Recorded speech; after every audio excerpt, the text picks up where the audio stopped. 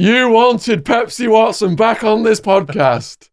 December of last year, he came on, told us his story, the harrowing account of what they did to him in Young Offenders, and the responses have been absolutely overwhelming. Loads of people saying, when's he coming back on? We're at 250,000 views right now in 6 months. Every month it just keeps going up, up, up, up. And we did touch on last time some of the books we read, including 48 Laws of Power, banned in Arizona prisons, techniques prisoners picking up, using it on people. Robert Greene, highly recommend it.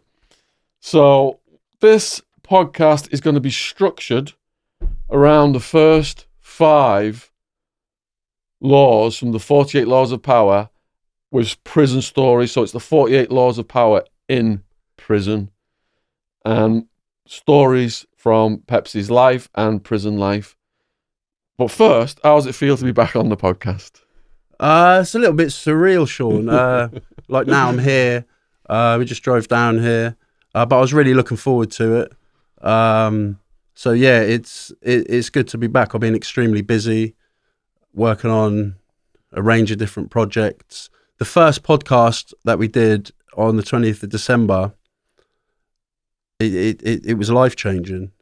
I've just been completely inundated with internet traffic, messages, not just from people in the United Kingdom, but people all over the world, America, Canada, Finland, Sri Lanka, Australia, all over the place, Sweden, Switzerland, and it's just been non-stop. It's been non-stop, and it's given me a new purpose. And the place that I was at, even though I was in the probation hostel when I came up here and I hadn't been out for very long, I'd only been out for 4 months, I was still in a good place, like with mental health.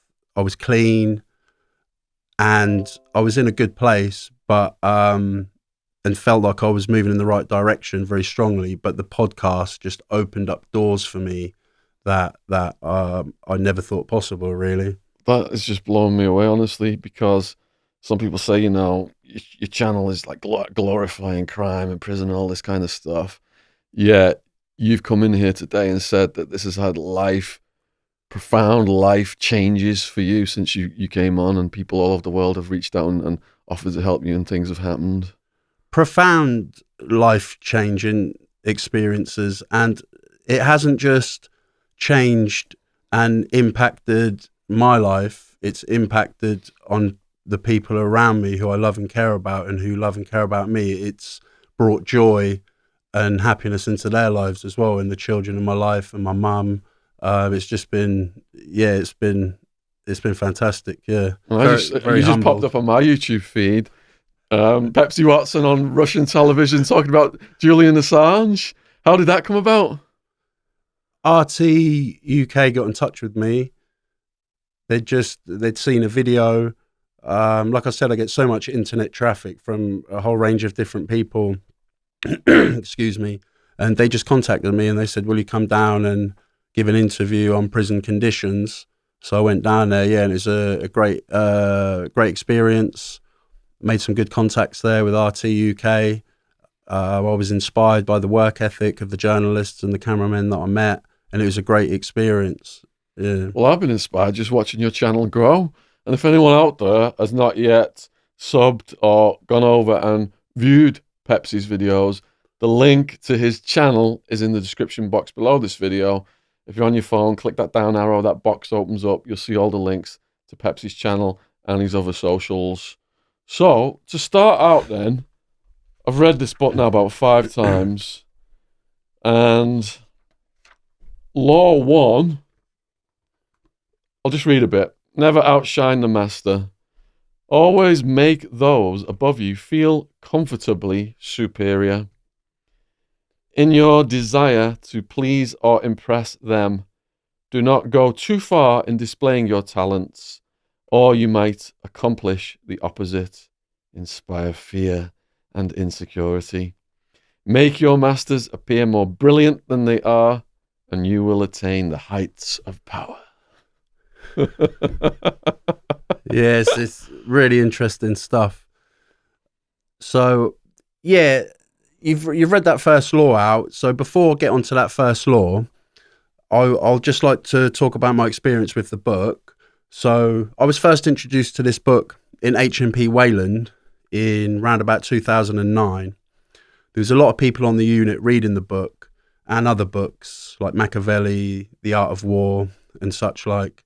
And the book came with a warning. And I remember reading the warning at the start and then putting the book down for like 2 weeks because I was like, shall I read it? Shall I not read it? And I remember feeling like in a bit of conflict about reading it because I was going through therapy and feeling all spiritual. And I eventually took the decision to read it. And it's a fascinating book. It documents the last 3,000 years of all the successful emperors and how they rose and how they fell and how nearly in all occasions they're always brought down by the people close to them. So hundreds of years ago, if you upset the king, he would put your head in a guillotine and cut your head off. So over the centuries, people in the courts around the king and close to the king developed and devised ways of what I could describe as mastering the art of indirectness. Yeah. And that's what the book teaches you. And it's very powerful. And it teaches you that if you tackle people head on, it's very counterproductive and damaging to yourself. So we have to master the art of indirectness if we're going to survive in a prison, an extreme environment like a prison, or if we're trying to attain the heights of power. So I'll give you one example of what I mean by indirectness. So if I'm in prison and I walk into the governor's office or unit manager's office, who is a powerful figure in the prison, he's got a lot of power, authority, he's got influence over parole reports, stuff like that. So building rapport with him would be something skillful for me to do to help me survive and achieve my objectives of getting out. If I go into his office and I see like golfing trophies on the mantelpiece, then I wouldn't just blurt out, "Oh, I like golf." So I would practice the art of indirectness. So in an ideal scenario in that instance, I would preferably orchestrate a scenario or a situation where that governor or unit manager overhears me talking about golf, like maybe on association or down the gym or wherever I can orchestrate the situation. And that's a seed sown. Yeah, because these things take time, Shaun. These things take time. You can't just, do these things overnight. These things take time. But when we're in custody, we have time, and it can take you years in prison to rise to a powerful position in the prison. And so I would orchestrate that situation. I would sow the seed. I would make sure he overheard me talking about golf. And then I would subtly bring it up during another time. And then long story short, eventually we've got a common ground. And that's what they call in the American penitentiaries a doorway. I've now got a doorway into this governor. I've now got a mutual ground. So that would be an example that I would talk about. Like Shawshank, where he doing taxes was his doorway. Yeah. To the guards' taxes and then the governor and then, Yeah, absolutely. Spot on. Yeah, that's what happened. And that's not to say that, during this process and when you've achieved that objective, that it doesn't come with, another whole host of difficulties and challenges. Like we saw in the film Shawshank Redemption, it led to all sorts of different problems and such like. But yeah, so law one. So law one, never outshine the master. And I saw a situation where the head of the white gang, he was getting egotistical, and the guy under him was kind of behaving himself. But then when the head of the white gang lost the fight to the head of the blacks, the head of the whites fell hard, and this other guy took over. There was like a mutiny. So go on, let's go with it. Yeah, so I mean, with a lot of these laws, and specifically this one, the book teaches us about awareness. If you as a man do not have the ability to recognize and have the awareness of how you come across to others, then it's going to be very difficult for you to survive in the extreme environment of a level 4, level 5, level 3 American penitentiary. Like Supermax. Yeah, it's going to be very, very difficult. And in the free world, in the work environment, because if you don't have an awareness of how you come across, then you're completely blind going into all these situations. So this law is very helpful and important. I've seen many men suffer due to the lack of awareness of this law's important. So for me, I'll give you an example. It was when I was out. I was involved in drug dealing, something I'm not proud of, but it's in the past, and all I can do is to just try and make skillful decisions today to make amends to help society, as opposed to what I used to do, which was to harm society. But I'll give you an example. So I used to work for a Scouser called Terminator. He was from Liverpool, from Toxteth. He used to give me large amounts of drugs, and he used to run his operation in Norwich through fear, violence, torture, and I was working for him for quite a while, for about a year, and then I started just doing things with somebody else, with my friend Rocky, and we just started doing our own things. And this Terminator had been about for a lot of years, and it had a kind of grip on a proportion of the narcotics market in that city, a proportion of it, not a huge portion of it, but a proportion of it. And I just started outshining him. I showed him that I was better than him. I could do it better than him. I started moving much bigger amounts than him. And when we outshine the master and those who are superior to us, what we do, we inspire insecurity in them, because all people have insecurities.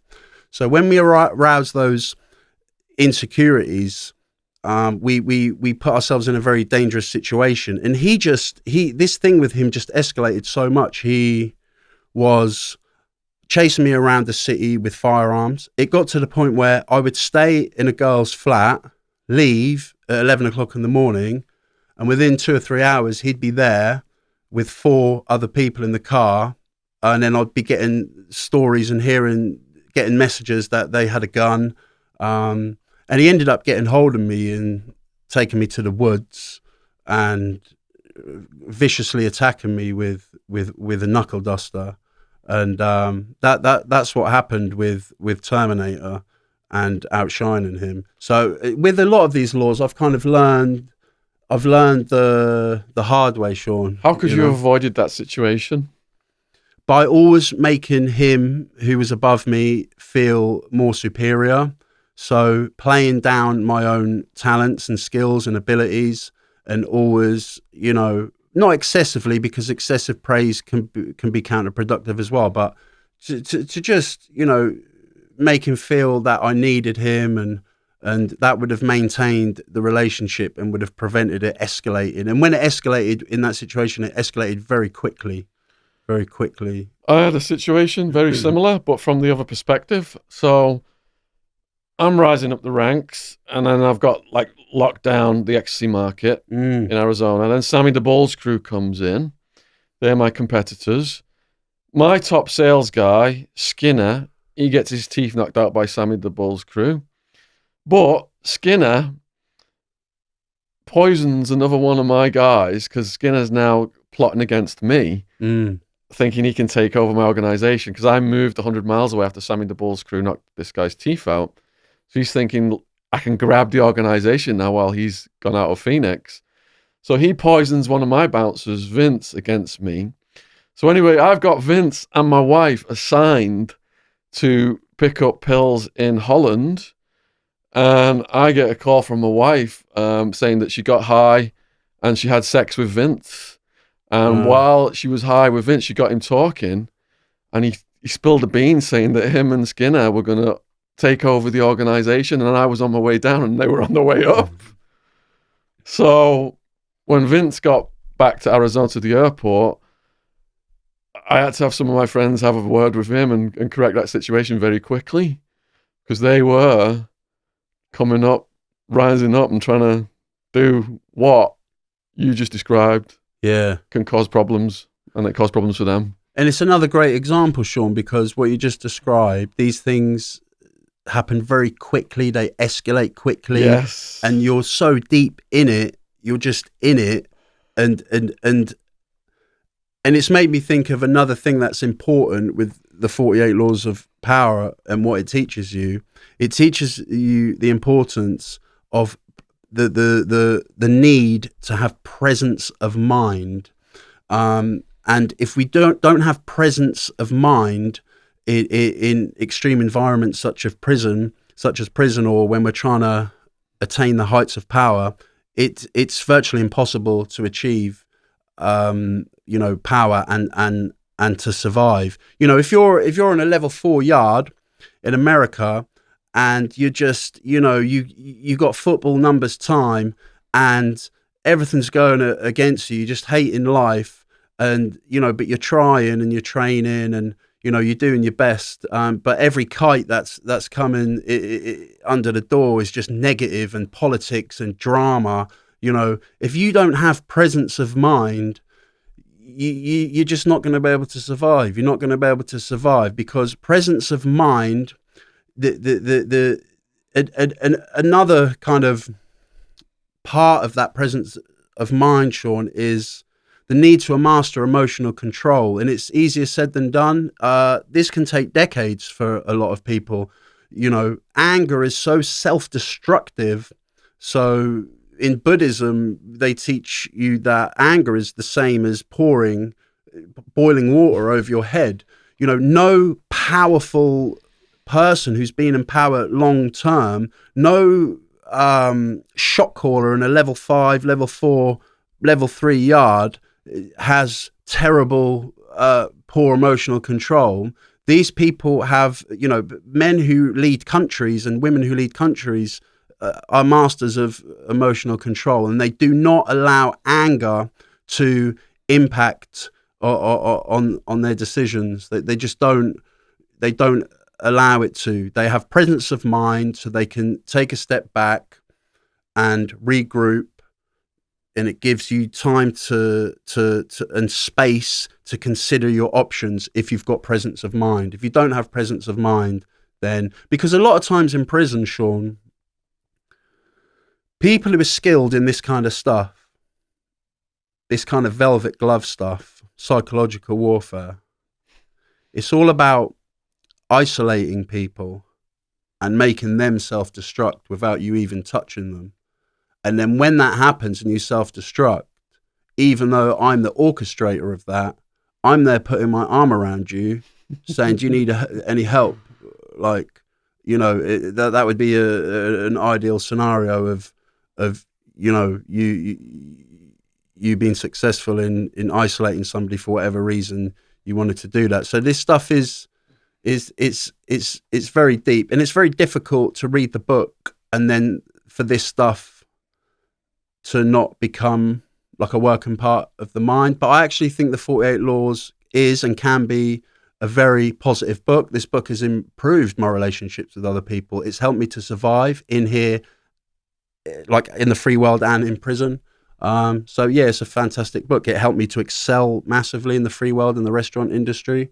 And yeah, it's brilliant. And people should read Mastery as well, because you were just talking about equanimity, performing best in life, being balanced mentally.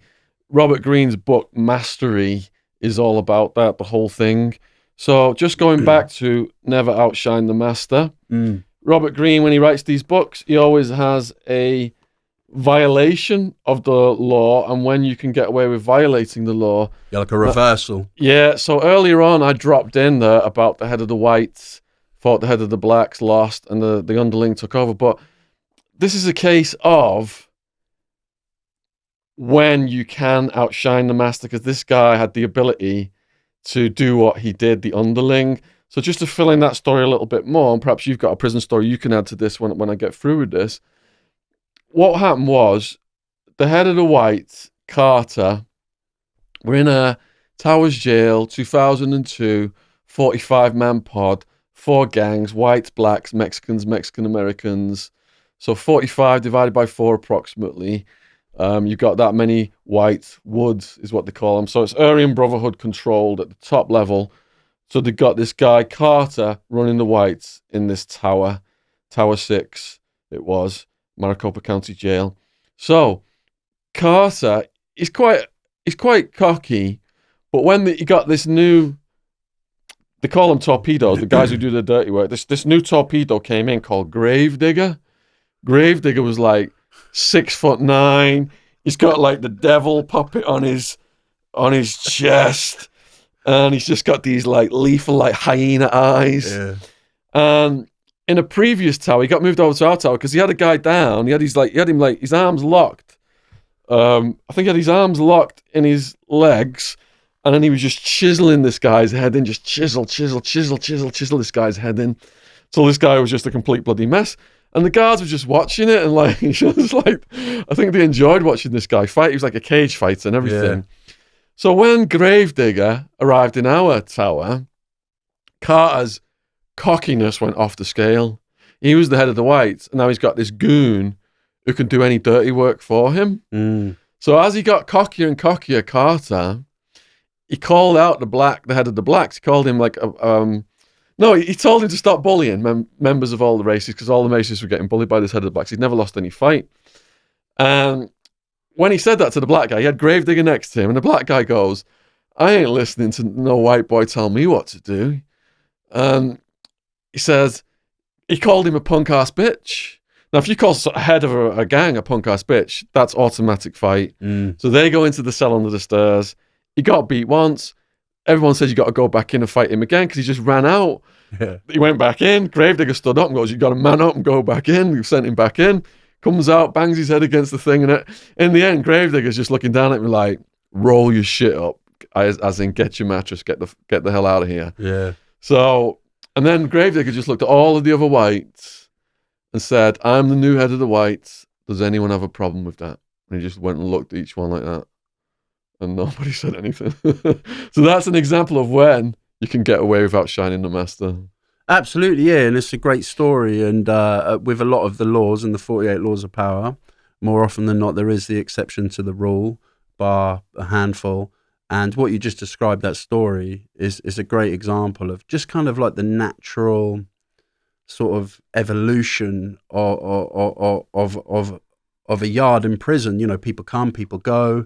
Things change, all is impermanent, you know, nothing stays the same, and the politics change. That's another thing that is a complete mind screw in prison. You know, the politics are this 1 minute, but then people come and go and things change, and you've got stuff with the COs and the guards, you know, they change. They might have alliances with the Mexicans or the Hispanics or, you know, or the blacks or whatever group they've got alliances with. That can change the politics. And then you've got to adapt. Again, you've got to have presence of mind, and you've got to have emotional control to be able to survive and stay alert and jump off that bed every single time that door opens, because you can't be laying in bed when your door opens in those kind of prisons. You've got to be up with your boots on, you know, out the door. You know, even in this country, in prisons, you know, in kind of, they are violent. You know, when I was on B Wing in Winchester, every 23-hour bang up, every time the door opened, it used to just go off. It used to kick off. There was always there's a lot of stabbings, cut-ins up on the 4s, on the 3s with the young lads, and it was always kicking off. And every time that door opened, you know, you would get up, put your shoes on, even if you're half asleep, Shaun, and you even just stand outside your door, just so you're not putting yourself in kind of a vulnerable situation. But to wrap up that first law, in every law in Robert Greene's 48 Laws of Power book, you have what he describes as keys to power. And what he says on keys to power on Never Outshining the Master is everybody has insecurities, like I said at the start. When you show yourself in the world and display your talents, you naturally stir up all kinds of ill feeling and envy and resentments in others. At the same time, you cannot worry, or spend your lifetime worrying about the feelings of others. But Robert Greene says With those above you and close to you, you must take a different approach. When it comes to power, outshining the master is perhaps the worst mistake of all. I'm glad you're reinforcing all this because things are just clicking in my head listening to you Yeah, speak. it's powerful, yeah.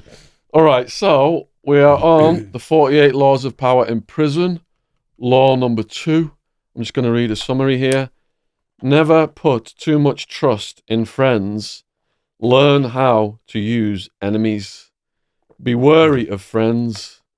They will betray you more quickly, for they are easily aroused to envy. And oddly enough, I've been writing about Pablo Escobar now for the past 5 years, and one of his favorite quotes was, "More people die from envy in Colombia than cancer." They also become spoiled and tyrannical. But hire a former enemy and he will be more loyal than a friend because he has more to prove. In fact, you have more to fear from friends than from enemies. If you have no enemies, find a way to make them. So before I hand it over to you, just going back to the Skinner story that I mentioned in Law 1. So I get to Arizona and all the local rave people, their nickname for me is the Bank of England. So I harmonize all these little cliques that were competing into one organization.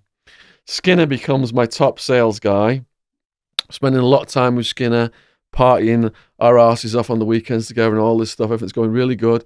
Wildman come over, my best friend from childhood. So I'm now spending a lot of time with Wildman. Skinner's not a very big guy, but Wildman's this huge guy that Skinner is intimidated by. So now I've got 2 of my closest friends, and they're developing this dislike of each other. And at the end of the day, our organization fell because of witness statements. There was 10 witness statements. And the main witness that gave them the most information about the inside of the organization was Skinner, who was my friend, who knew the most because he was my friend. Yeah. And right on that point, Shaun, there's a quote, and it's just a few words. And this is from the 16th century, from the mistress of Henry II of France. And it says, "To have a good enemy, choose a friend. He knows where to strike." And when I revised this law and read that, it just made it. The first thing that came to my mind was, we see this unfold a lot in the male-female relationship, because when that male-female relationship breaks down, a woman, always exception to the rule, but more often than not, a woman can't physically hurt a man, so she knows where to strike him, and she will punish her former partner in that natural process when love turns to hate. And it's quite a in my opinion, it's quite a natural feeling to want revenge on people when we feel harmed. But again, I reiterate and I say again, the importance of having that presence of mind, and to the god of war. You sort of go slightly off topic, but into the art of war stuff. The god of war is someone who is the master of emotions and stratagem, and is somebody who constantly responds and not reacts, Shaun, to an ever-changing and ever-flowing series of events and situations and scenarios, So, yeah, I mean, there's some interpretation here. So on all the laws, Robert Greene's got some interpretation, and it's quite kind of apt. So it says, a Chinese proverb compares friends to the jaws and teeth of a dangerous animal. If you are not careful, you will find these jaws chewing you up. Emperor Sung, when he took the throne, knew his friends in the army would chew him up, so he bribed his fellow generals with big properties far away, which was a better option than to kill them, which would only infuriate other generals. Instead of relying on friends, Sung used his enemies to further his interests. Sung used his enemies one after the other, transforming them into far more reliable subjects. A friend expects more and more favours and seethes with envy, yet former enemies expect nothing but get everything. A man suddenly spared from the guillotine is a very grateful man and will go to the ends of the earth for the man who saved him. So, you know, why are the people closest to us, Shaun, so aroused to envy? Now, envy is the ugliest of all human emotion. It's not an emotion that we are open and transparent about admitting, oh, I'm jealous of you, Shaun. I feel jealous of you, you know. And again, the book undoes the stereotype. Honesty does not always strengthen relationships. So in therapy and stuff like that, oh, be honest, you know, does my bum look big in this? Your girlfriend? Yes, that's not going to strengthen your relationship. So you lie. Yeah. So the reason people close to us are so easily aroused to envy. So I kind of break down envy into two things. I call one like kind of like a natural envy. So we naturally arouse envy in the people closest to us if we are intelligent, if we are handsome and have good looks, if we are exceptionally skilled in some particular talent, wealth, and we can downplay intelligence, but those kind of things, you know, naturally we're going to arouse envy in others. Then we have like a different, the other kind of envy that I would talk about would be kind of an envy that we purposely arouse in others. And a great example, and I know this is going to click straight in your head when I say it, because it happens every single day in the custodial prison environment. When somebody gets some good news, they run around the landing and run around the wing telling everybody and telling people who they hardly ever speak to. You know, and I'm in my cell and I've got all these people coming to my door. Oh, I've got my tag, I'm getting out. And I've got an indeterminate sentence, very disrespectful. You probably get smashed in America for it. And, you know, but it could be anything. It could be nothing to do with getting out. It could any kind of good news. You know, they come and they ram it down your throat and you might be having a day from hell and you just arouse. And like I said, if you don't have the awareness how you're coming across, you're going to stir up hatred towards you because it's all magnified in prison. It's so intense, times 100, you know. And on the reversal, Shaun, when I get good news, you know, it takes a lot of discipline for me not to come and ram it down your throat. And I'm sitting on this good news and it's so difficult, you know, and I had to learn this. And then I would crumble and cave in and I'd go and tell someone, but then I'd regret telling them because I would assess it in my mind and I would be like, what benefit was there in telling this person? You know, there was no benefit. It hasn't improved any of my life at all. So over time, I just learned to kind of, you know, have the discipline to not ram good news down people's throats because it just upsets people, you know? Yeah, in prison, I had a lot of co-defendants in the jail system in the beginning. This is Towers Jail again now, Maricopa County. And one of my co-defendants was called Joey Crack. The Italian mafia guys we clicked up with in the jail, he put him in with my cell as a cellmate with me. And Joey Crack had a friend in the cell next door. The skinny kid didn't look like anything, but he was a kickboxer, and big dudes would pick on him.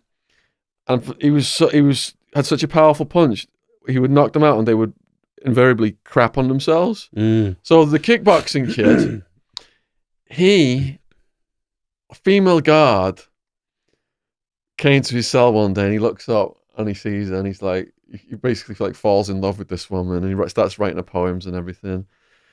And she starts pulling him out of the cell and telling him, you know, go to the broom closet and stuff like this. And they're starting to get it on. Yeah. So he brags to Joey Crack. Joey Crack tells me, I'm like, nah, this woman was stunning, brunette guard. I was like, nah, he's just making this up. And Joey Crack goes, no, he's not. After lockdown, 10 o'clock at night, he jumps on the toilet and he dances naked for it at the front of the cell. So at 10 o'clock at night, come to the front of your cell and look out the window. And she was just like smiling up at him, and he's like, I can't see him, but I understand what's going on. So he's got this absolutely brilliant situation going for himself in prison, which is quite unique. But he started to tell too many of his friends, and those friends are then thinking, why aren't I getting some?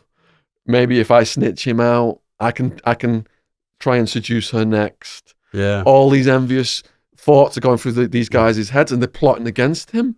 So that lasted for about 2 weeks before someone dropped a kite and she was moved. And when we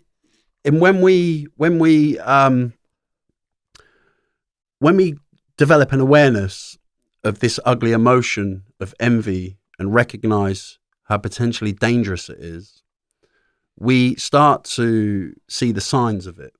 So the earliest signs, once you read and study this stuff, you see it all the time. The earliest signs will be criticism, little criticisms. So I'll tell you something positive and you'll just say something negative about the positive thing that I've told you. And then straight away, it's like, I don't know, it's like a sixth sense. I just see that as danger. Now, on the subject of friends, when I was a chronic recidivist who continually committed serious violent offences, and I was in and out of prison with no regard for victims of crime, no regard for the harm that I was causing society, and I was selfish and entrenched with pro-criminal thinking and completely distorted attitudes about life and people and blah, blah, blah. When I was like that, I had a lot of friends. I had a wide range of friends, all sorts of different friends, and none of them were positive influences, whether we were stealing cars or out burgling or robbing or whatever we were doing. And this is from a very early age, 12, 13, 14, all the way up until I was given an indeterminate sentence when the courts had just had enough of me and gave me this 99-year indeterminate sentence, age 24. I had all these, this big group of friends. Today in my life, that was 13 years ago. Today in my life, I don't really have friends, yeah? And the reason I don't have friends is because I'm extremely ambitious, Shaun, and I'm working on a wide range of different projects. I'm trying to finish my degree, which has took me many years at the Open University. I'm trying to finish my degree. I'm working on a business plan to set up my own business. I'm not going to go too much into what that is, but it's kind of legal orientated, criminal justice orientated. I'm working on that plan to pitch for money for a loan at the end of the summer. I'm immersed in the service of others and trying to help others and trying to help people instead of harm people like I used to before. I'm engaged in a lot of quite draining and challenging activism with politicians and the British government to try and get things changed, and fighting for victims of crime, racism, for two topics that I'm fighting for. And in my opinion, and in my life experience, not just something I've read in Robert Greene's book, a big circle of friends is counterproductive in me achieving the ambitious heights that I aspire to in my life today, Shaun. And I've got a best friend, but he's married. I'm lucky to get an email off him every couple of months. I've got people who I might go and watch the football and shoot the breeze with, but they don't come to my house. And unless I only want people around me who cheer me on, lift me up, and inspire me, yeah. Any of that envy, criticism, negativity, I'll just cut you off so quick. You won't know what's hit you. I just don't want it around me. Energy vampires, they just get into your pores and, they take you hostage and want to bring you down because people just don't like seeing people succeed, Shaun. That was Pablo Escobar's downfall, actually. So the official version of events was that Pablo was shot by the Colombian National Police. Right, yeah. Actually, what happened was the president, Gaviria, he brought out a row of policemen. He'd invited the media and he said, "These are the guys who killed Pablo Escobar. Make them heroes." Oh, the picture on the roof. Is that the picture on the roof? Yeah, it's all staged. It's all staged. Pablo Escobar's faction, there was a faction of the Medellin cartel called the Castaño brothers, who you don't hear too much about. But the Castaño brothers were like paramilitaries. Their dad had been kidnapped by the guerrilla group and they paid a ransom, but it wasn't enough. And they tortured and killed their dad. So they were on this mission to wipe out all these guerrillas. Now, that's a right-wing thing and Pablo was a lefty, but they clicked. And to the point where even when Pablo was in the cathedral prison that he'd built for himself, when one of the Castagna brothers was worried about his own safety, Pablo let him come and stay with him, and they shared the same bathroom and all this stuff. So when Pablo started to cannibalize some of his friends, the Castaños got afraid. They knew the complete inner workings of the Medellin cartel. And when some of their friends got killed by some of Pablo's men, they formed a death squad called Los Pepes, which was financed by the Cali cartel. Yeah. Castaños said they were going to cut up Pablo's kids and send them to him in a sack, chop them up and send them into a sack. And they killed the kid's nanny. They killed the kid's teacher. They knew that the family was his weakness.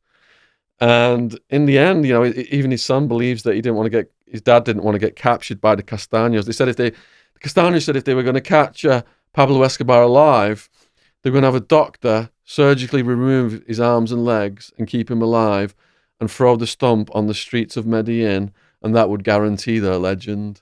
So Pablo knew that was coming. So when this death squad, they were helped by police technology and the Cali cartel and the CIA and all these other agencies after Pablo, but the death squad always went in first on the raids. So when the death squad went in on the day Pablo died, Pablo knew he was going to fall into the hands of the Castaños. He'd already said he was going to put one in his ear, so it'd go right into his brain, and that's how he died. So again, it was through his friends that they brought him down in the end. Yeah, every time. I remember when I was on G-Wing on the Wrapped unit in HMP Wayland. It was a small unit, 36 men, 18 on each landing, and I was selling tobacco.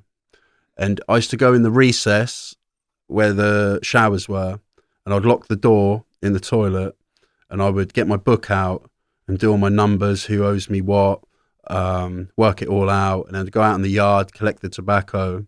And someone put a note in the box. And I used to have it with two people. And there was a guy from South London and another guy from North London. And those are the two guys I used to spend all my time with. Now, when the note went in the box, I was challenged by the wing staff, and it was just the last things I was expecting, Shaun. That they've just pulled me and they're like, "Are you selling tobacco on the wing, and are people in debt to you?" I said, "No, I don't know what you're talking about." And then I was like, they know. And again, it's that presence of mind. It's because it's very confusing in these extreme environments when this stuff happens, because you don't know who's done it to you. And it's extremely, extremely difficult to maintain that presence of mind. But long story short, it was the guy from South London, and it was the guy that I was closest to. And I know it was him. I know for a fact it was him. Then I put a hit on him. I put a contract on him. I put 10 packs of burn. The guy, Brendan Burt, who I spoke about in the last podcast, trained to go, just game as you like. And I gave him 5 packs of tobacco. And I said, I'll give you the other 5 when it's done. And he was just, where is he? Where is he on the yard? Which one is he? Point him out. And again, I was going through therapy, meditating, playing football, drinking green tea, feeling all spiritual. And I reversed the hit. Because I just felt like I didn't want to be responsible for what he would do to him, because he'd have really hurt him. And it was a time when I was going through change.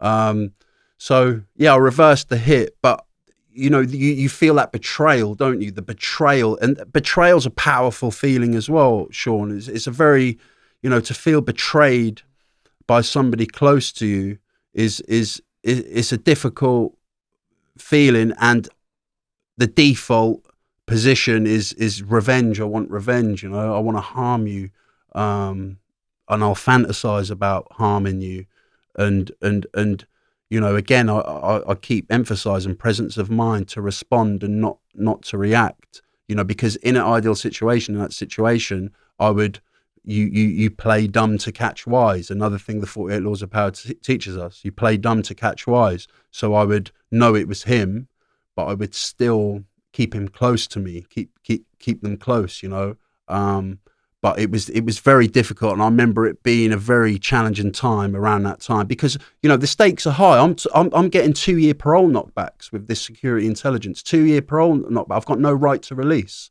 Yeah, the parole board is more powerful than a court. A court can give Shaun Attwood 30 years, but the parole board in America never has to let you out. They don't ever left, and that's the only way you're getting out unless you get your conviction overturned, which is unlikely. So, you know, it's difficult, and it's very difficult, and you've got to be able to deal with these situations, and the 48 Laws of Power helps you to deal with these situations. Yeah, and I'd like to add a bit to this then. So I've learned over time that if you treat your friends well, you can put more trust in them. So, example, everybody who worked for me had legal benefits. If they got arrested, get a lawyer assigned to them, get bail money. You know, we all partied together, have to party together. If they had problems, you know, we would call each other and we would try and sort things out diplomatically.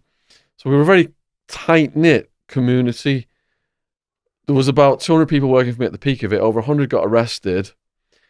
And out of those, only 4 agreed to cooperate with the prosecutor.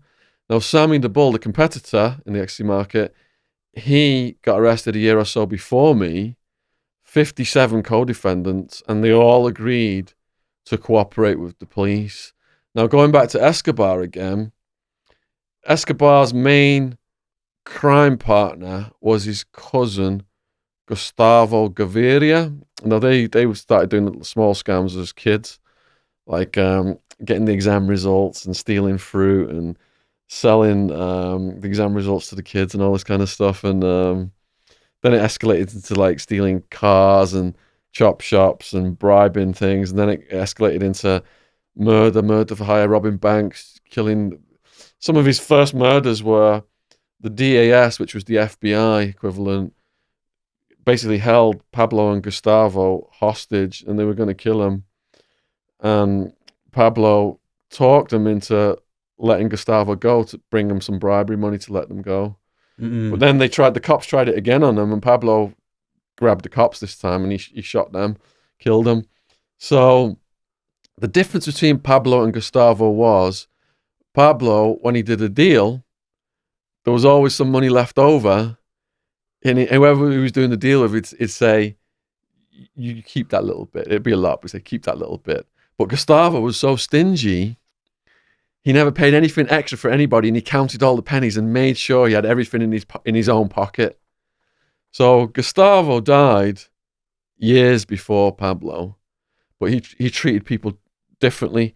Pablo was extremely generous and spread the wealth around and really took care of his people. That's why so many people, stood with him until the end. Yeah. Yeah, I've been. You made me kind of think about I've been watching a lot of content recently, mafia content. Sammy the Bull, when he turned and he did the 4 or 5 years for 19 murders. Then he got out, but then he done the Arizona thing, and then he got the long sentence. He done like 2 decades in prison, and he was doing it with his son. And I've been watching a lot of American content, Supermax content, doing a bit of research on the Aryan Brotherhood and all that kind of stuff. And in that world, and in that world you were in, this stuff it's like a poker game. One wrong move and your lights are out. That and it comes from your friend. It's very, very kind of intense stuff. Very intense stuff. And I liken it to poker because you can play a 20-hour session down at the Vic on Edgware Road. At 2-5 cash, full ring, 9 players. And you can have all the attributes of a great poker player and be practicing them, the staying power, the alertness, the ability to constantly make good decisions and have presence of mind when you're constantly having to digest information, because poker's a game of people and they all give away information. And then one wrong move and you lose all your chips. Yeah. One wrong move. One wrong move. So, yeah. And do you have any examples from your life of learning how to use your enemies? Because that's the other part of that law, isn't it? As well as putting too much trust in your friends. I wouldn't say that I've ever kind of risen in any kind of power structure enough to where that I've had the lived experience to be able to answer that, Shaun. But what I would say is is I would definitely agree that, you know, a former enemy will just do anything they can to try and please you. You know, if you save someone or give them a give them a pass on something when there could have been bad consequences. Because I used to give drugs to people and people would let me down and stuff like that. And, you know, those situations used to escalate. And if you give someone a pass when you've pursued them and, you know, been a perpetrator of violence towards them or sent people to be violent towards them, and then you give them a pass because you've been friends for years since you were kids, they're very keen to prove to you their worth and prove, you know, that they can make it up to you. So it is true what Robert Greene says. Yeah, I've got another Escobar story that goes against this. Probably an extrapolation. So Pablo had a friend that was sentenced to life on some prison island, and Pablo did the necessary bribery to get him out and gave him a job within his organization, had him living with him in Hacienda Napolis, this sprawling estate. So somebody noticed that a couple of grand had gone missing, and someone tipped Pablo off that the guy he'd rescued from the prison island had took it. And Pablo said, look, this guy was going to spend the rest of his life on this prison island. He's my friend. I've given him a job. There's no way this guy's going to have the money. Yeah. So they went to his room and found the money. So Pablo, I think they tied him to a crane or something. And then he called everybody to the swimming pool. And they just dunked this guy in until he was nearly dead and brought him up again, and dunked him until he was nearly dead and brought him up again. And just did this over and over again until he died. And then Pablo said to everybody, you know, this is what happens if you steal from me. Yeah, I don't care if you're my friend or not. Don't steal from me. Yeah. Yeah. Does it say, if my memory's correct, does it say about becoming tyrannical? No, I think. Oh yeah, it does. Yeah. Here we go. Yeah, with the envy, they also become spoiled and tyrannical. Yeah. So spoiled and tyrannical. So I remember, again, it was with Scousers. I was working with Scousers, and there was a group of them. People from Liverpool. Very, very, very violent young men. Great personalities, fantastic charisma. Just they loved the cocaine, loved the Ciroc, loved bringing girls back. Extremely loyal, but extremely violent if you cross them. And there was like a power struggle because he was paying me wages, the boss was paying me wages, and we were all working. And he on a couple of occasions, he gave me more than one of the other fellas, one of the Scousers.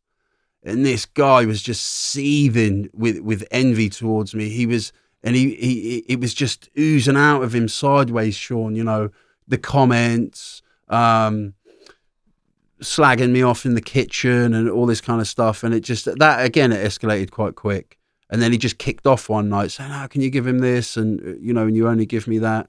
And he became very spoiled and tyrannical because the boss was looking after him very well. But it's, you know, like Robert Greene says, they just want more and more and nothing's enough. And this situation escalated really quickly and they nearly killed him. I mean, he went out, he kind of went AWOL, he went MIA, and then he smashed the car up. We had a TDI new white Golf outside the property and he smashed it up, and then they were looking for him and I was with them, and then we found him in like a crack house where drug addicts were using drugs. And what they did to him was, I mean, it was just horrific. I mean, they beat him with a house brick and a brandy Cavossier bottle, and you know, and they were friends. They were friends. Like, they'd known each other for years. And the boss he was always respectful to me. I mean, I always had a great rapport with him. I quite liked him. I quite liked him. But yeah, that's what happened with him, and he that is a great example of what I can recall of somebody becoming, within the ranks, becoming tyrannical, because him feeling that he deserved more and that the boss wasn't giving it to him, and they really hurt him. Shaun, really hurt him bad. So wrapping up law number 2 here, then, things that you can use out there in the world. When we get good news, something brilliant happens in our lives, there is this natural tendency to just start gushing at the mouth and wanting to tell everybody about it. And it can create envy, which then brings on these problems. Like Pepsi said, if you're telling a friend this brilliant thing that's happened to you, and the friend says something that you're not expecting back, something critical back, or asks a weird question that's not really a positive, that then takes you out of your mind, puts you in their mind, and gives you a read on what they're really thinking about what you're saying. So if you go to prison, for example, and you start bragging about being the biggest gangster in the world, you're pulling heists in Las Vegas and having sex with showgirls, and you got $100 C notes stapled to your head. If you go boasting about all this stuff, you're going to get reduced rapidly in prison, because there's a whole legion of people who've got absolutely nothing, and they think you're just, you're in there thinking you're some big shot, and it's all ego. It may make you feel good saying these things in the beginning, this bragging, but they will go in on you like a pack of wolves at the end of the day, because you're going to create that envy. So if you are unfortunate enough to end up in prison, then stay humble. It was a very humbling experience for me. My ego was as big as the Grand Canyon. I was running around thinking I was a kingpin and stuff. I thought I was a wild and crazy party person. In prison, they were 10 times wilder and crazier than me, so it was a very humbling experience. So if you do end up in prison, lay low, keep your mouth shut, find out who's who, and then make alliances with the right people and only confide with them over time. That's survival advice right there. All right, so we're going to move on to number 3. Mm-hmm. 48 laws of power in prison. Law number 3, conceal your intentions. Keep people off balance and in the dark by never revealing the purpose behind your actions. If they have no clue what you are up to, they cannot prepare a defense. Guide them far enough down the wrong path, envelop them in enough smoke, and by the time they realize your intentions, it will be too late. Yeah, it's great stuff, isn't it, Shaun? The first couple of notes I wrote when I revised this law was, without this knowledge, life can get and will get very, very tricky for you. Why are you going to, like in the free world, why are you going to tell people, your colleagues, that you're going for a promotion? Why are you going to tell them it's counterproductive? There's no benefit in it. In prison, long-term imprisonment, there's very few prestigious, trusted jobs within that prison. If you've got 2,000 people in the prison, there might only be a handful of super cushy, really well trusted jobs. Yeah, they're going to be very small numbers of these jobs. So why am I going to tell you that, or tell everyone on the landing that I'm going for that job? Yeah. And again, like I said earlier, I learned the hard way with a lot of these laws. And what this law made me remember was a story when I was on the enhanced unit in HMP Winchester. Now, HMP Winchester is a Victorian prison in Winchester in England, and it is a cesspit of humanity. And when I was there, I saw multiple suicides. I saw 18-year-olds killing themselves. I saw a self-harm epidemic and a mental health epidemic of proportions that I've never ever seen before. It was like something out of Zombie Nation. There's a spice epidemic and a drug epidemic of proportions, again, never ever seen before. And everyone was skinny, grey, gaunt, People were suffering catastrophic delirium in their mental functioning as they went crazy and lost their minds with the long bang up dog food. And, it's every time these kind of establishments get condemned as cesspits of humanity by monitoring boards and the Chief Inspector of Prisons, Peter Clark, then the narrative from any kind of media or the narrative from the local community is, so what, prison's not supposed to be easy. So what, it's full of rapists and paedophiles anyway. And one of my missions, Shaun, with my activism is to teach and educate society, specifically young society, up and coming aspiring grassroots politicians who might only be in school at the moment, the wide range of very young next generation academics that I've got in my network now as a result of the first podcast, prison officers that I talk to, new prison officers that I talk to, police officers that I talk to, mental health practitioners that I talk to, social workers. My mission, one of them, is to teach and educate these very good people that when the state harms prisoners and children in custody, then the state harms society. And when the state harms those said people, proportionate justice for victims is not delivered. So this story, when I was in Winchester, I was there 2 years on recall with the IPP, and I managed to progress onto the enhanced unit, which wasn't a cesspit of humanity. It was a very small unit. It used to be for female prisoners, mother and baby unit, and they'd kept it open. Now, out of 700 people in the prison, on this unit, there was 40 men, and these were the top manipulators in the entire prison. There was no violence on this unit. These were the top,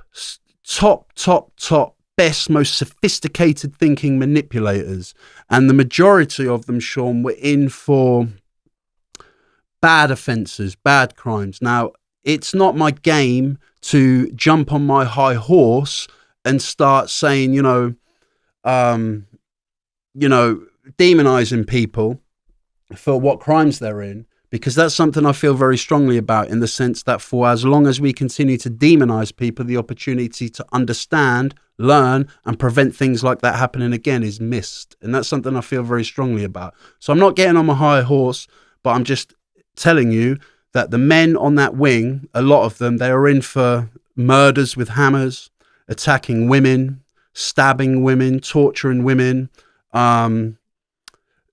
emptying bank accounts of elderly ladies like fraudsters and vulnerable women. There was a guy who ran over a child and drove off. And I hated every minute of being on this unit. I just despised it. I hated living on there. And the first time I was on there, I wasn't psychologically strong enough to deal with these kind of characters, Shaun. And they got the better of me, and they ended up getting me kicked off. And then I went back on there. But this is a story. The first time I went on there, I applied to be a Samaritan's listener, which is an extremely prestigious, trusted position in the prison. Out of 700 prisoners, there might be 12, 13 listeners. And the listeners are a very tight group. Most of them are snitchers. Most of them are grassers. There was a handful of good lads on there. Junior, he was doing a 17. Dan Patterson was doing a 10. Big Raff from Bournemouth, he was doing a 10. Those guys were staunch. There was another guy doing a 7 from Southampton or Portsmouth. He was fine, but the rest of them, all snitchers. They'll all take you out the game. They'll get you parole knockbacks. And I kind of learned it took me 9 months to get back onto this enhanced unit. Now, when I went on there this time, I was on my game. I was in the gym, I was training, I was meditating, I was generating and sowing good karma around the prison by helping others, raised some money for Stephen Lawrence, and I was in a good place, and I was game to deal with these characters. So the next time when I applied for the Samaritan's listeners, because they're always fishing, they're always asking, so conceal your intentions, yeah? So I just started to, you take people down the wrong road, and they'll fish. You going for the listener's job? No, I'm focused on education, mate. Yeah, I'm focusing on my Open University. Right. Like when I'm fighting the urge, to say, what, are you a policeman? You don't talk to me, but when you talk to me, you just want information. Yeah. It's like very, very, very intense unit. That was a very intense unit. And they did get the better of me. The first time when I was on there, it was really tough. So when I went back, I was on my game. So I applied for the listener's job and I infiltrated them. I got in there. I didn't tell anybody I was going to do it. And I just started to constantly throw people off. And there's a Machiavelli quote and I love it. Yeah. So Machiavelli says, "I lie so much that even I don't even know when I'm telling the truth." And that was me. It's great. It's just a great quote, because that was me by the time I left Winchester. "Are you going to the gym tonight?" "No." "And then you'll see me at the gym." I just lie about everything. Are you playing pool later?" "Yes." "Then I'm just making legal calls all night." And like, I just lie about everything because, it's so critically important to conceal your intentions in these environments, Shaun, because it's very powerful to be a man of few words, but a clever man, a wise man. It's very powerful. Most people don't have the awareness of this. Like I said earlier, that awareness of how you come across to others. Most people ramble. Most people are constantly ramming their opinions down people's throats. Go around chatting. And this stuff is really difficult because, I'm a chatterbox. I like to talk. So in these environments, I've learned over the years, the problem and the difficulties that it causes me by revealing too much about my plans, because in prison, people will just try and use it against you. So it's very important to conceal your intentions. You've homed in on a classic example there, because those few jobs that are coveted, there are some dirty tricks around them. The politics is insane. It's off the charts. So like a position comes free, like, I don't know, like education aid or something that's going to get, we got 10 to 50 cents an hour. So 50 cents an hour job, education aid. Instead of like scrubbing the trays in the kitchen, become an education aid. So the other people who know that you're applying for that job and they're applying for that job, they will sabotage you. Yeah. They will put drugs in your cell. They will drop a kite and tell the guards to go and shake that guy's cell down. They'll find those drugs. Yeah. Or they'll say, "This guy's dirty, test his piss." Next thing, you'll be on lockdown. They'll get you out of the way. Yeah. So if you are going for a good job, don't tell anybody about it in prison, because that stuff's like gold dust. People want to get that little bit of money from the job so they can buy the things from the store.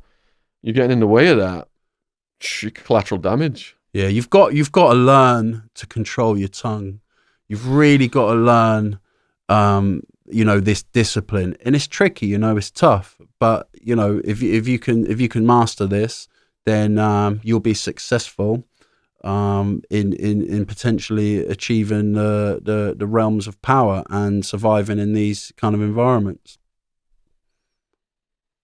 Yeah. So, do you have a contradiction to that one then? To be honest, I'm not too hot on the contradictions, Shaun. It's they never, whilst the couple of times that I've read the book, I've never really got into the contradictions. There was never a time you made your intentions clear and it worked out for you in prison. I mean, like I said earlier, there's always the exception to the rule, and we spoke about, or you spoke about, the story of that, of a great example of kind of the natural evolution of the unit, the yard. People come, people go. So there's always going to be an exception. I can't really think off the top of my head, but like everyone knows I'm going for parole, so that, my intentions are clear there.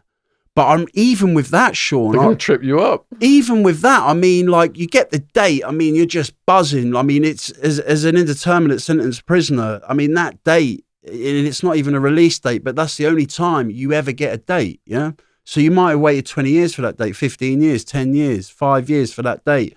And if you don't get that parole, it's 2 years until you get another date. And you're always waiting for that date. You get that date. And I remember getting it and just keeping it to myself. I kept it to myself for about 5 or 6 days. And then I told my friend Sammy Snake Eyes, shout out to Sammy Snake Eyes down in Basingstoke. Yeah, I told my friend. He was happy for me. He was like, yeah, nice one. And then, but yeah, even with parole, you know, right to the last minute, you know, people will sabotage you the day before you get out. You know, people, like the law in this country, as a life sentence prisoner or an IPP or an indeterminate sentence prisoner, old 2-strike lifer, automatic life sentence, whatever it is, after you have the parole hearing, the Ministry of Justice have to tell you the answer within 14 days, yeah? So that 14 days will come and go, and the officers don't tell you anything, and you've heard nothing from the parole board. And even 30-year prison officer veterans have told me when I was in that situation, like, this is like torture, it's really cruel, like they should at least tell you. And, you know, right to the last minute, you're just being tested by the prison, you know, other prisoners. But my point is, in that situation, you're in a lot of pain. You're in a lot of pain, fear, anxiety, uncertainty, helplessness, hopelessness. It's a wide range of intense emotion, Shaun. But people on a unit are like enjoying it. They enjoy it. Like they buzz off it, feed off it, you know. And when you get the answer, you're being released on Monday, the other 39 people on the unit aren't all coming up to you going, oh, well done, congratulations. But if you got the 2-year knockback, everybody, they're all gossiping. Oh, did you hear about all looking in your cell when they go for dinner? And that's prison. If you know, break the law and commit crimes and go to prison, this is what you're going into. You're going into a negative, extremely negative environment where every day people are trying to pull you towards negativity and pull you down. And this, Shaun, is why rehabilitation in England and Wales is virtually non-existent, because anytime you try and display and show change, the tide of negativity towards you is so intense. It makes it virtually impossible. Because you're considered lame then if you're doing something positive. Yeah. So I've got a few little stories on intentions then. So in terms of release, I was about to get released. I'm in minimum security, you know, got the most privileges, and thinking it's going to be an easy ride now to the gate. I get assigned to the kitchen, clip a room, scrubbing the trays, blah, blah, blah. Take a break, sit on a crate. And a guy who's murdered 2 people in prison says, that's my seat, get off it. So if I get off it and I'm a punk, everyone's going to punk me out. I'm going to have a problem with everyone. If I stay on it, I'm going to have a problem with just one person. Yeah. He's killed 2 people in prison, but I'd rather have a problem with just one person. So he's running his mouth because I stayed on the seat saying he's going to come to my cell and shank me. I've got a workout partner, this guy called Iron Man, and he's telling me, he's like teaching me martial arts in this little rec room. He's like, yeah, you know, when he comes into your cell, just do a snap kick. He's got an iron rod in his leg where he's been shot by the guards and all this stuff, and then go for his eyeballs when he leans forward. Well, I'm not a fighter, you know, so I'm thinking, oh, what am I getting into here? Nightmare. Yeah, so... Absolute nightmare. So he's running his mouth. Night after night, I'm thinking he's going to come in. He eventually does come in, but he had completely concealed his intentions. I didn't know that he was about to get released as well. So he comes in, I jump up, assume the position, ready to fight. And then he's got this look on his face. And I'm thinking, maybe he's pretending like he's not going to fight me just to get me closer, sucker punch me. Yeah, you never know. So I'm keeping him at a distance. But then he says, look, I'm about to get released. I've done like 30 years. You know, when I killed those guys, it was when I first came in, it was either me or them. If I kill you, I'm getting released. I'll never get out or I'll get the death penalty. And then he said, all I know is heroin. Every day of my life, all I've done is heroin in here. How am I going to survive when I get out? And he got a really sad look on his face. Yeah. And I ended up giving him a hug. Like 10 minutes ago, I thought we were going to duke it out. Yeah. I was going to come in with a knife. And now here I am giving him a hug. because he concealed his intentions till the very last minute. Yeah. And he actually wanted me to help him. And I did have arranged for a female outside of prison to help him, but he never followed through. And I'm not sure what's happened to him. Now, another situation where intentions weren't concealed, but this is a violation of the law again now, because they knew they could get away with it. So my parents fly 5,000 miles to Arizona. I've got a clemency hearing. Wow. I've only got a couple of years left to serve. If I get my clemency, I could get out. Wow. Yeah. So they come and visit me in the prison in Tucson, and the next day, and after the visit, they're traveling down to Phoenix, Arizona to go to the clemency hearing and plead for me to be released. So the day of the visit, the day before the clemency hearing, Yeah. I leave the visit, and my counselor comes. He's walking across the yard. And he goes, "Attwood, I've got something for you here." I'm like, "What?" "It's your clemency result." And he opens it and he goes, "We've decided after the hearing that you are not going to be granted clemency." And this is the day before the hearing. Wow. So my parents had flown 5,000 miles to come to a hearing that had already been decided. Yeah. And they even rubbed it in my face by telling me that you weren't going to get it the day before because they knew there was jack shit I could do about it. Yeah. Now, I've got a more positive one here where 2 people concealed their intentions from me, but they were actually looking out for me. Yeah. So when I got to one prison in Arizona, I was moved in with a serial home invader torturer. I'd been breaking into mostly drug dealers' houses, tying them up with duct tape, taking ball peen hammers to the kneecaps and stabbing them. And he didn't like me from the get-go because I was a fresh fish to him and he was an old con. So he got his mate, this huge guy, to... Prison is like high school mentality with deadly consequences. Yeah. And he knew my family was flying 5,000 miles to visit me for Christmas. So he got his mate to attack me just when I'm going to see my mum and dad. And this guy was big. I'm trying to hit back, but it's like hitting a big bag of cement. Yeah. You've got to hit back, otherwise you're going to end up just performing oral sex on people and getting rented out as a prostitute. So I hit back. Mum's asked me what's wrong at the visit. I can't say. She's had a nervous breakdown. So I did manage to play the system and get moved out of that cell. Mm. The serial home invader torch, he's throwing batteries at me for a couple of weeks afterwards. But then I got a new cellmate, and this is the guy who now concealed his intentions and looked out for me and introduced me to a guy who actually ended up saving my life later on, called Two Tonys, who've written a book about. Yeah, yeah. So my new cellmate, Long Island, has come from this other prison. There's 60,000 people in this prison system. And his neighbour, Gangster Dan, said to him, "If you meet an English dude, English Shaun, I did business with him on the streets, take care of him." So Long Island comes to my cell. He learns about the beef I've had with the serial home invader torturer. And he knows there's a guy who can protect me, Two Tonys.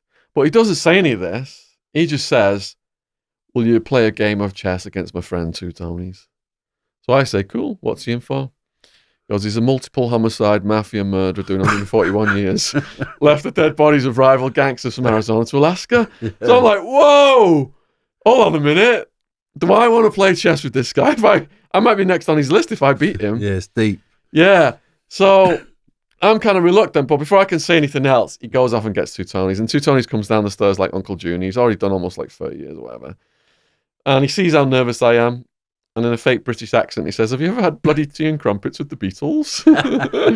So anyway, I beat him at chess. And at the end, he says, "Shaun, how come you beat me so fast?" And I said, "Because all the way through the game, you were speaking your mind. You wouldn't show someone your hand in a game of cards, would you?" And he slaps his head and goes, "Oh, me and my big mouth." But I don't know, he was testing me because my cellmate Long Island had told him I was a writer. And he was looking for someone to write his life story. And he then says, "Shaun, to stay alive on the road of life, I've had to become a quick judge of character. Yeah. I like you. I think you're an honest person. Would you be willing to write my life story?" So when people started to come to Two Tonys' cell, I'm sneaking in there every day, writing his life story for months on end. He's introducing me to these people paying respect to him as his official biographer. And I never got attacked again after that. And there was a life-threatening situation that he called in a favor and got me out of. So both Long Island and Two Tonys conceal their intentions. And I played right into it because they were way street smarter than me. Mm. But at the end of the day, they had my best interest at heart. Yeah. It's interesting listening to you talk about those stories because in all those stories with this law, conceal your intentions, it kind of comes to a head at some point, and it kind of made me think about how you kind of deal with that when you're the one concealing your intentions. So when you get the trusted job and you infiltrate those tight, rock solid networks with these complex layers and layers and layers of complexity, people, even though you were actively pursuing that job, you play it down. And I was a last minute decision, mate.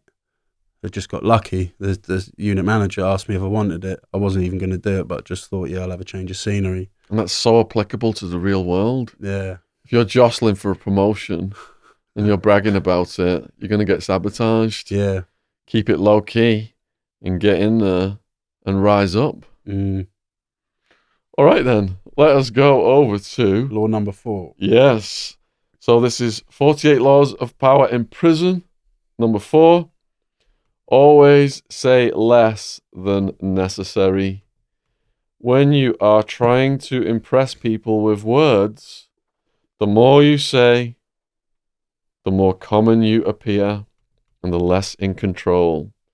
Even if you are saying something banal, it will seem original. If you make it vague, open-ended, and sphinx-like. Powerful people impress and intimidate by saying less. The more you say, the more likely you are to say something foolish. Yeah, it's a great law, and just going over my notes here. The first thing that I wrote down when I revised the law was, if you want to learn about somebody, and you want to learn a lot about somebody, just listen to them, and they'll chat away and chat away and chat away, and they will just reveal so much, because most people are open books. And I said it on the first podcast, when you asked me what advice I would give to somebody if they went into prison for the first time, and I said, don't talk to anybody. If somebody engages you and talks to you, then be polite and civil, but don't talk to anybody. If you know, eye contact in prison is it's a thing. You know, if someone engages you in eye contact, you know, hold their gaze, don't show weakness, because you show that tiny bit of weakness, they're going to prey on you. So yeah, just listen to people and you will learn so much about them. And then on the reverse side of it, don't, you know, if you're in these environments for the first time, just don't be a chatterbox, because you're gonna bury yourself, Shaun. And there's a quote that I wrote down from this law, and I think it's fantastic. So it says, oysters open completely when the moon is full, and when the crab sees one, it throws a piece of stone or seaweed into it, and the oyster cannot close again, so that it serves the crab for meat. Such is the fate of him who opens his mouth too much and thereby puts himself at the mercy of the listener. And what came to my mind straight away when I read that was parole board hearings and talking to probation officers as a long-term prisoner. Now, there's thousands and thousands and thousands of parole board hearings in England and Wales every year. And in America, who lock up more people per 100,000 people than anywhere on earth, I can't imagine the numbers of parole hearings they deal with over there. But men who go on these parole hearings bury themselves all the time by talking too much. And you will not know that you're talking too much and burying yourself, because the 3-member risk-averse parole board panel, who you have to bypass to get out. They've got your life in the palm of your hands. they will just be nodding and smiling sweetly at you, and you just won't know, Shaun, that you're burying yourself. So, I mean, a parole board hearing is not a situation where I would promote being open-ended or sphinx-like or vague, but you would talk about in a parole hearing your hopes, your dreams, and your future. But with what you have to do, you have to say less than necessary. So people, when the parole board asks them a question, they ramble and they go on and on. And because there's no panel reads a 2,000-page dossier, they go by instinct. They'll read a few key reports and they'll go by instinct. But people bury themselves because they go on and on and on. So what you have to do what the law says. And you have to give short, specific answers that answer the question and have an impact. So you would say to me, why do you want to go to a rehab, which I'm looking at as straight release rather than 2 years in a semi-open prison? And I would say, because all of my crimes are drug related and I'm a drug addict, and the residential rehab mom has the expertise and the professional staff to help me with my addiction, and the DCAT establishment doesn't. Short, specific, has an impact, answers the question. And that is not to say that there is not a time and a place, Shaun, for a 2 or 3 minute speech. But if I was doing that, I'd be talking about hope and dreams and my future. Do you know what I mean? And then, like, on the landing with probation officers, now currently in modern 21st century Britain, in the criminal justice system, I don't know how it happened. Chris Grayling, the cuts, austerity, the continuing screw-ups of successive failing justice secretaries who are absolutely clueless about the criminal justice system and don't have a law degree between them, and who have educational backgrounds in Edwardian Elizabethan history and agriculture and fiddling expenses. But like, these people, it's just so bad, the probation service, that we've got ourselves into a position where they are running the show. They have all the power. You have 2 key reports. You have inside probation and outside probation. It don't matter how much of a model prisoner you are, how long you've gone without ever having the luxury of having a bad day, how exceptional your prison disciplinary record is. If they don't recommend release, there's not many parole boards in the land that are going to release the person. Probably none. It's so difficult. So when you see these people, and you don't see them all the time, it's hard to get to see them. You will have a 30-minute window, a 40-minute window to impress them, to win them over. And it's very difficult. And it's took years and years and years for me to learn how important this is. And it's helped me with negotiation skills and stuff like that, tapping into people's vanity, the master and the art of indirectness. For me to ask for something off you, Shaun, then I have to preferably indirectly point out to you how what I'm asking off you benefits you. Yeah. So when I go in with these probation officers, when people go in there, they bury themselves because they say too much and they're rambling and going on and on and on. Now, within your dialogue, when you're rambling, when you start showing denial, minimizing your index offense that you went to prison for, not taking responsibility, blaming others, do that in a parole hearing, it's game over. You're not going home. There's no way you're not going home. You know what I mean? So the fundamental rule that I kind of go by now in those situations is to not, with a probation officer, I'm talking about, on the landing, on the yard, is to never volunteer anything negative. What you've been up to? I'm going to the gym, I'm meditating, I'm building a relationship with my family, I'm doing my open university, I've entered 2 writing competitions, things are going really well for me. Why am I going to offer negative? Now, the other thing that is very important is, relevant to this law, with regards to people burying themselves without the self-awareness of saying too much, saying more than necessary, is with regards to security intelligence. So if you've been away 20 years, I mean, you can have 100 security entries, yeah? If you've been away 5 years, you could have 20, 10, you know.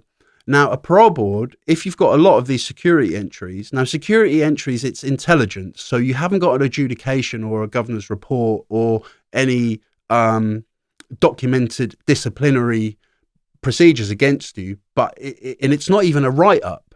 It's security intel, and then it'll be graded A, B, C, D, or 1, 2, 3, 4 as to how, you know, if a CO saw you walking down the landing with a joint, you know, that's going to be an A, a 1, because he saw you. Yeah. So it's like, you got this security intel. Now people read it, they go on the parole hearing or they talk to their probation officer and they say, they minimize it and they deny it and they go, oh, that's not true. People are stitching me up, snitches and all that. And again, I reiterate, you go on a parole hearing and do that, you'll bury yourself. So the correct answer to when the parole board says to me, without rambling and saying too much, the correct answer when the parole board challenge me, because they will challenge you on it, about selling tobacco on the wrapped wing, the correct answer is, that's true, Mom. And I'm not advocating admitting things you haven't done, but I'm saying, like, if you have done it, you know, the correct answer is, that's correct, Mom. And you spin it into a positive. So that's correct, that did happen. But I'm really grateful for this experience, Mom, because this experience taught me that running around the prison being dishonest and breaking prison rules and, you know, deceiving people and getting people into debt and the power and control that gives me, that is very similar to the behavior that led to me coming to prison in the first place. It's the same power and control that I get from drug dealing, and it's the same as breaking the law outside. And without this experience of getting caught for this, then I would have never learnt. I would have never learnt this wisdom. So I'm really grateful for learning this and moving forward. That is how you answer a challenge on selling tobacco to a 3-member risk-averse parole board panel. To the point, specific, that has an impact, no rambling, yeah? And you blow them away with an answer like that, Shaun. Blow them away. The more you talk, the more your words can be used against you. Why arm people so that they can take you down with your own words? Classic, extreme example of this is Brendan Dassey. If anyone has watched Making a Murderer, so the state of Wisconsin has put a guy in prison for 18 years, Stephen Avery, for an attempted murder rape that he didn't do. He's got exonerated after this long struggle, and he's about to get 30+ million in compensation when a local woman goes missing, Teresa Hallback. So, rather than pay him 30+ million, they put the murder on him. The first check was on the governor's desk. Now, they've got no proper evidence against this, and they've got nobody that they're interrogating who can corroborate it. So they got Brendan Dassey, a teenager with a limited IQ, snatched him from his school, told him, we'll let you go home and watch WrestleMania if you just confess to killing Teresa Hallback. And that's what he did. They just coerced him into doing it, and he couldn't keep his mouth shut. When I started getting protected by the New Mexican mafia, they said, look, if you get pulled over by the police leaving our house, you can tell them you're in a hurry. I don't want you to search my car. If you're going to charge me with something, I'm exercising my right to remain silent. My lawyer's Alan Simpson. That's the lawyer I later got for my case, who did wonders for us. So someone did get pulled over leaving the New Mexican mafia's place, and she just couldn't keep her mouth shut, and I never saw her again. So when you are in a situation like Brendan Dassey, I mean, they said, because they knew that the police knew she'd been shot in the head. So they said to Brendan, what did you do to her head?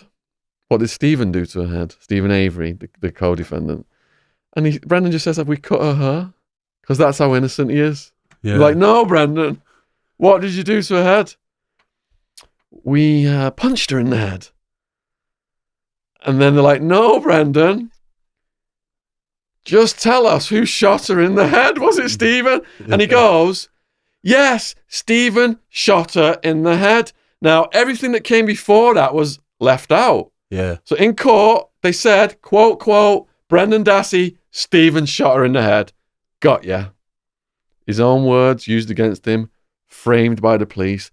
So you can put all this, you can say all this stuff before you say the one thing that sinks you, and all that stuff that you say will not even be counted.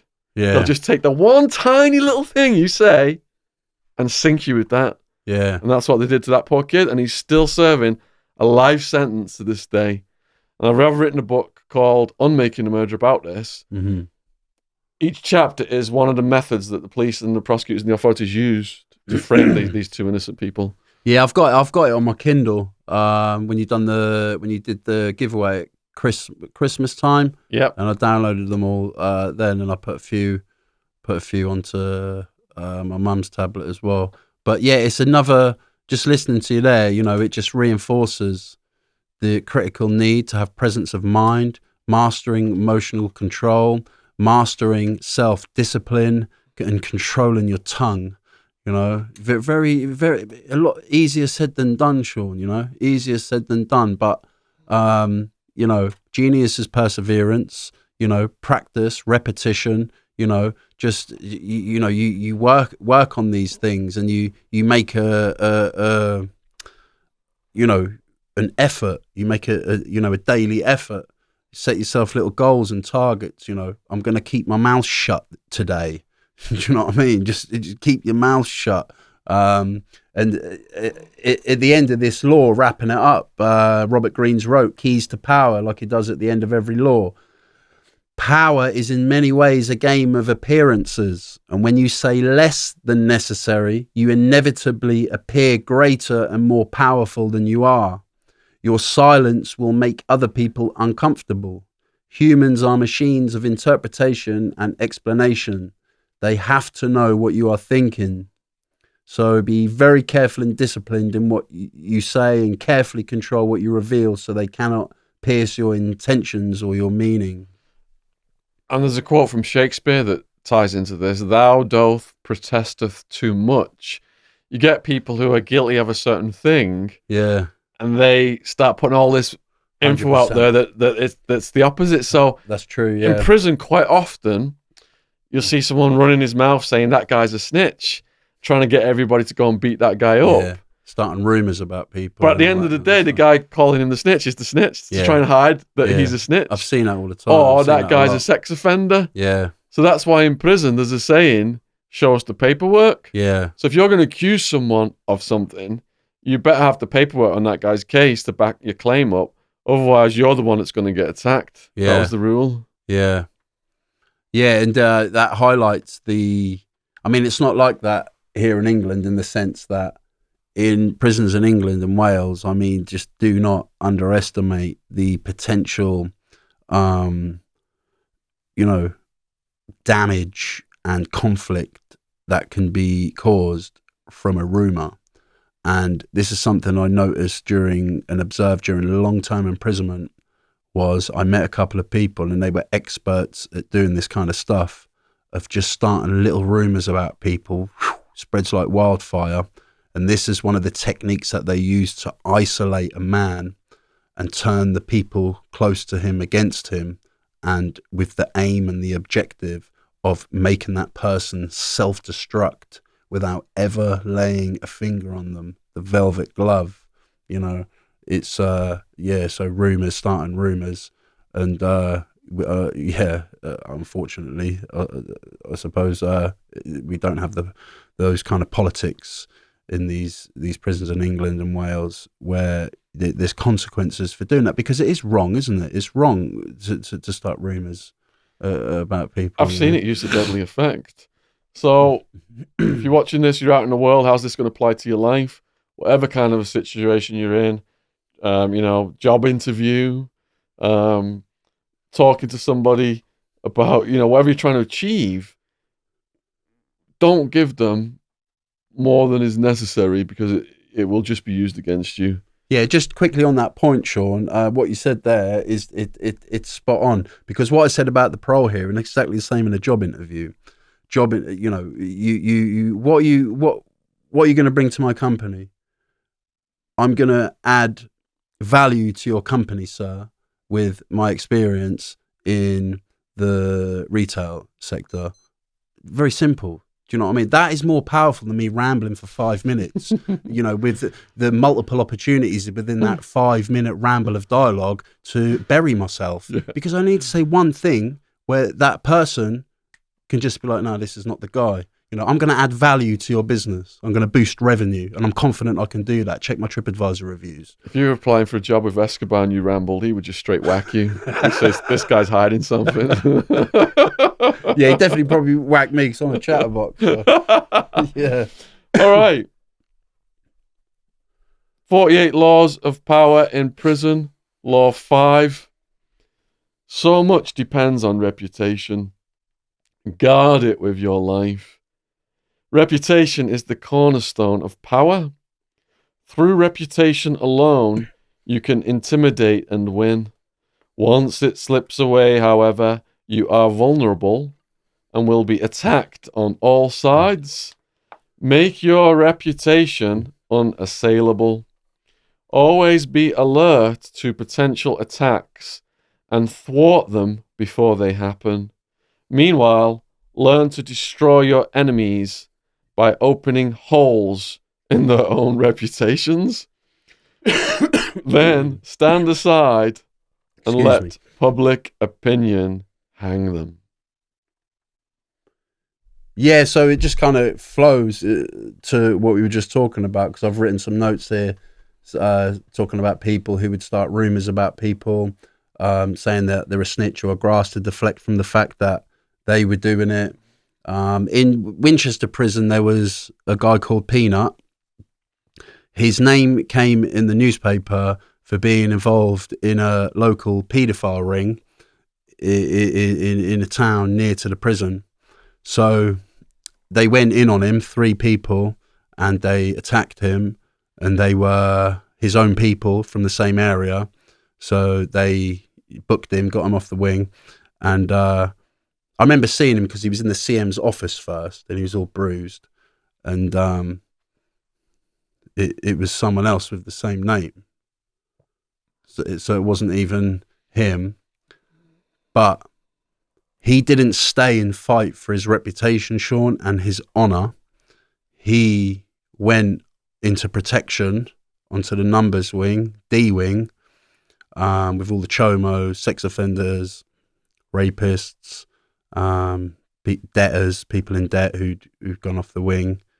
And I mean, he wasn't, I'm not saying that he wasn't doing bad stuff. I mean, he's actually back in now again for quite a bad crime, some kind of robbery on an elderly person, but he wasn't a paedophile. And but he didn't save his reputation and try and stay on the wing. And the point is that once that reputation's gone, it's more often than not impossible to get it back. That's why the book is training you to understand that you have to guard your reputation with your life. We've seen it recently in the free world with the companies that have killed these people in the hospitals with the stuff in the sandwiches, and they're shut down. They've shut down. They're not giving out any more food. And if you kill guests in a restaurant, you're finished. Once you lose that reputation, you can't come back from that, Shaun. So it's an example in the free world. So you have to guard your reputation. It's very important. I've been watching a lot of Big Herc videos. He's had a guy in there called Wes Watson recently. Shout out to Big Herc, and I really have been. I was watching the Wes when I went to Wellman's house. Wellman was watching the Wes stuff. Yeah, man, we were glued to that powerful stuff. Brilliant, yeah, very powerful stuff. Yeah. You know, I messaged them both. I just gave them a big shout out across the pond here from, you know, England. Just mad, crazy respect and admiration for what they're doing. They're doing great things. And the video of Wes Watson and Big Herc, in my opinion, it's one of the most powerful interactions between two men of our backgrounds, similar backgrounds, that I've seen on the internet. It's such a powerful message, you know, and just slightly going back to the start of this podcast, when I said that first podcast for me was life-changing, I would even go as far to say, Shaun, more life-changing than any accredited offender behavior program, deficits in cognitive thinking, ETS 6-week course, you know, because it's given me a new lease of life and purpose. And Wes Watson talks about that, the rigorous pursuit of purpose over pleasure. And that's what he does. And it's very easy to misinterpret someone like Wes because of his size. But if you actually read his comments and listen to him, he's communicating wisdom to children, you know, on a big stage across the world. And I reiterate, and I say over and over again, for as long as we continue to demonize, the opportunity to understand and learn is missed. And the American penitentiary system and the draconian United Kingdom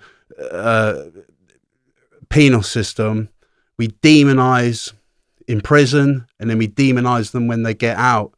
And you know who suffers from that most of all is society, Shaun, because the wisdom, the priceless wisdom that people like you have got, that I have got, Big Herc have got, Wes Watson have got, the wisdom that we've got for all the people I explained earlier, the next generation academics and A, B, C, and D, like I explained earlier, about children who are potentially going down the wrong path, is just, it's priceless, you know? And I've been really impressed with them. And they were talking about, what were they talking about? What have I written here? Yeah, like Wes talks a lot about how there's a guy kicking it on the yard, you know, he's with his people, whatever racial group that is. I mean, I'm constantly and consistently on a daily basis, you know, and I remain so right now until this moment, Shaun, like just completely blown away at this racial segregation thing in America. You know, if I sit, you know, I can't sit with a black man or I will get smashed, you know, on a level 3, level 4 yard. It blows my mind. It really does in the 21st century. Yet when Nelson Mandela says prison is a microcosm of society, that is something that I feel strongly in agreement with. And if you want to learn about a society, you know, and understand the measure of said society, then go into one of the prisons and observe the way said state treats a prisoner, and you'll get a great microcosm into that society. And so it is a microcosm of the racially divided American society. And I find it mind blowing. I find it very sad. But Wes Watson would talk about, you got a guy in the yard, he's kicking it with his homies. They're on the bars, you know, they're with each other all the time. And this could go on for years, like 7 years, 6 years. Then one person turns up on the yard and says, I've got paper on him. And so in that instant, because the person he's got paper on, excuse me, knows that he knows. Yeah. So the reputation is gone immediately.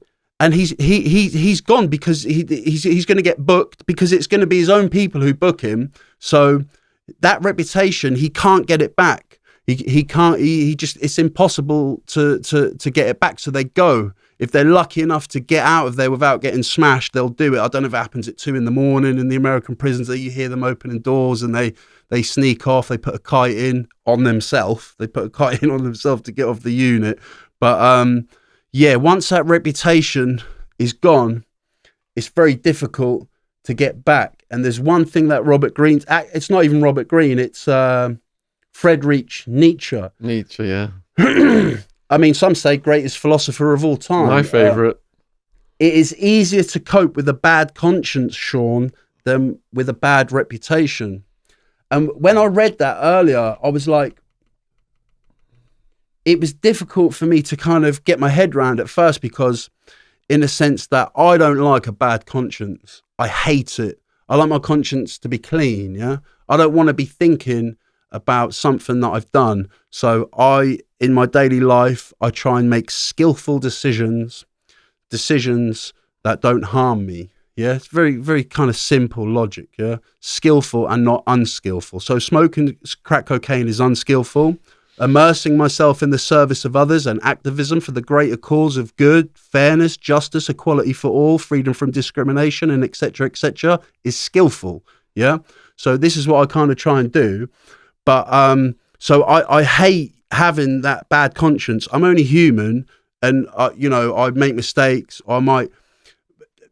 I will often end up with a bad conscience with arguing with people, because I've got a vicious tongue, I can have a vicious tongue. So I'll destroy you with words because of the difficulty in me dealing with the helplessness of not being able to use violence against you, which I would have done 15 years ago. So I can, and then I'll be left with the bad conscience of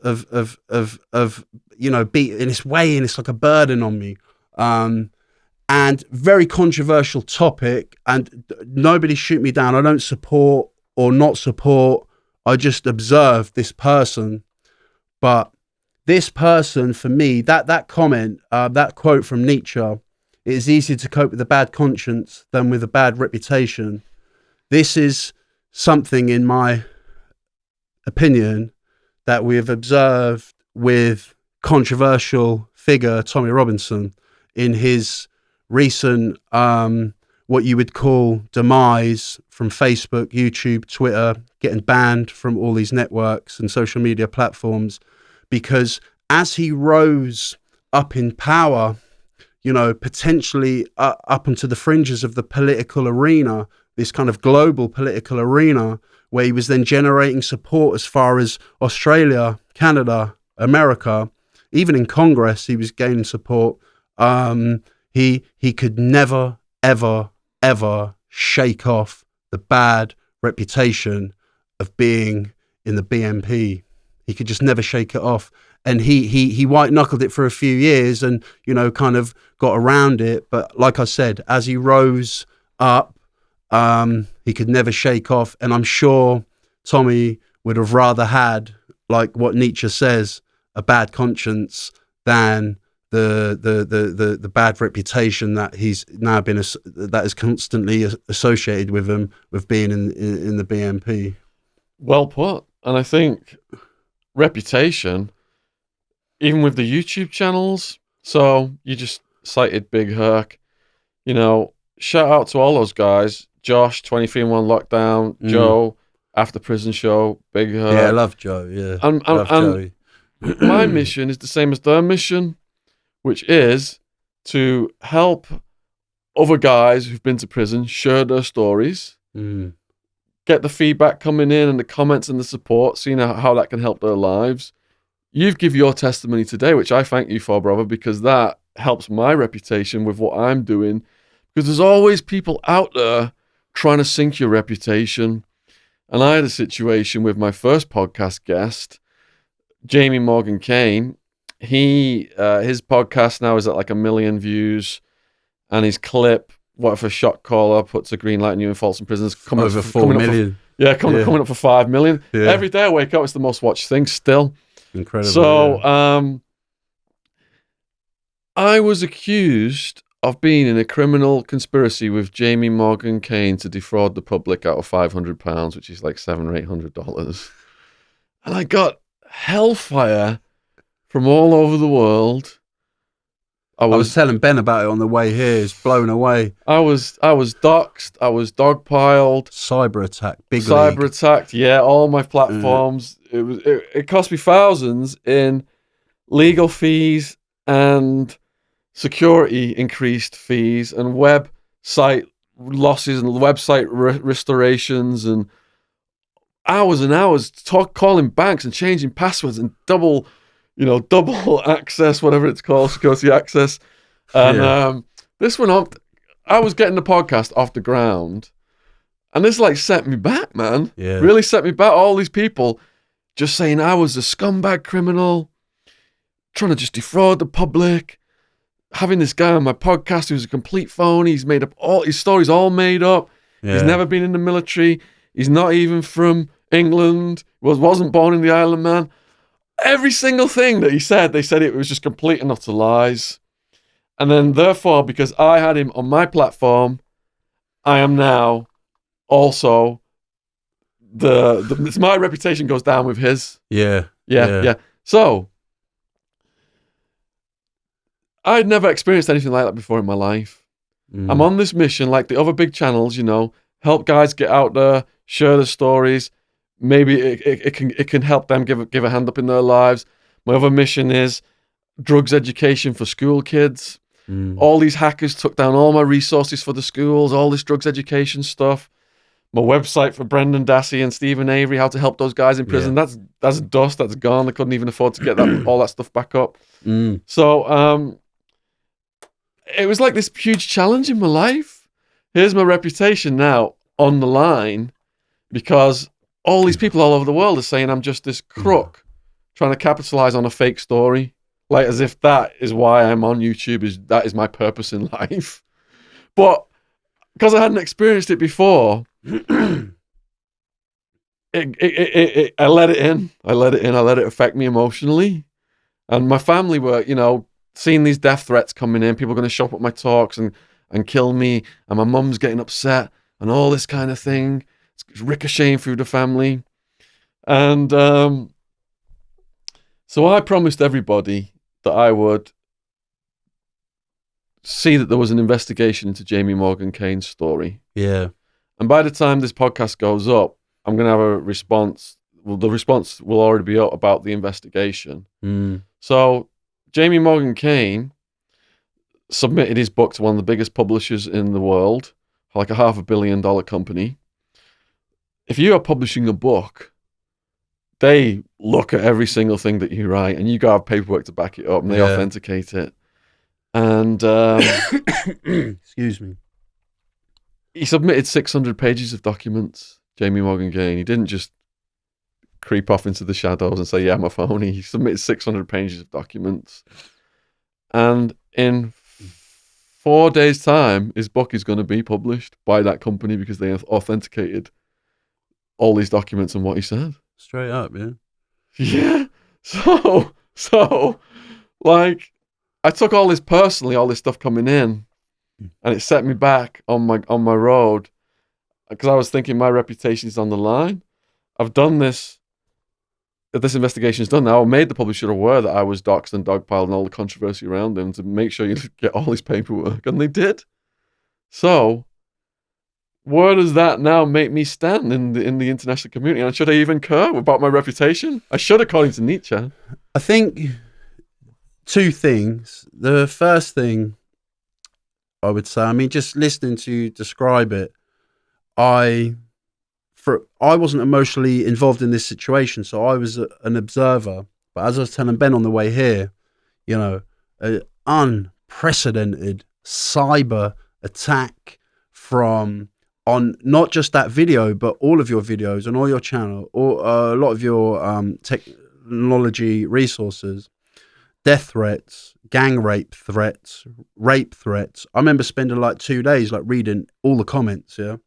And you had this wave, not just a wave, a tidal, like waves and waves and waves of this consistent attack on your network, on your YouTube channel, on the work that you've done in the past decade, that this tireless activism that you've been involved with, and as well on your character, your reputation, your integrity, and it was phenomenal. I think two things. I think number one, with regards to you, and I mentioned it on a video on my channel, I think the way that you dealt with it, I think it was a test. Everything happens for a reason. So we have faith that our lives are unfolding, and Shaun Attwood's life is unfolding the way it's meant to be unfolding, in the exact correct order, with the exact specific people that is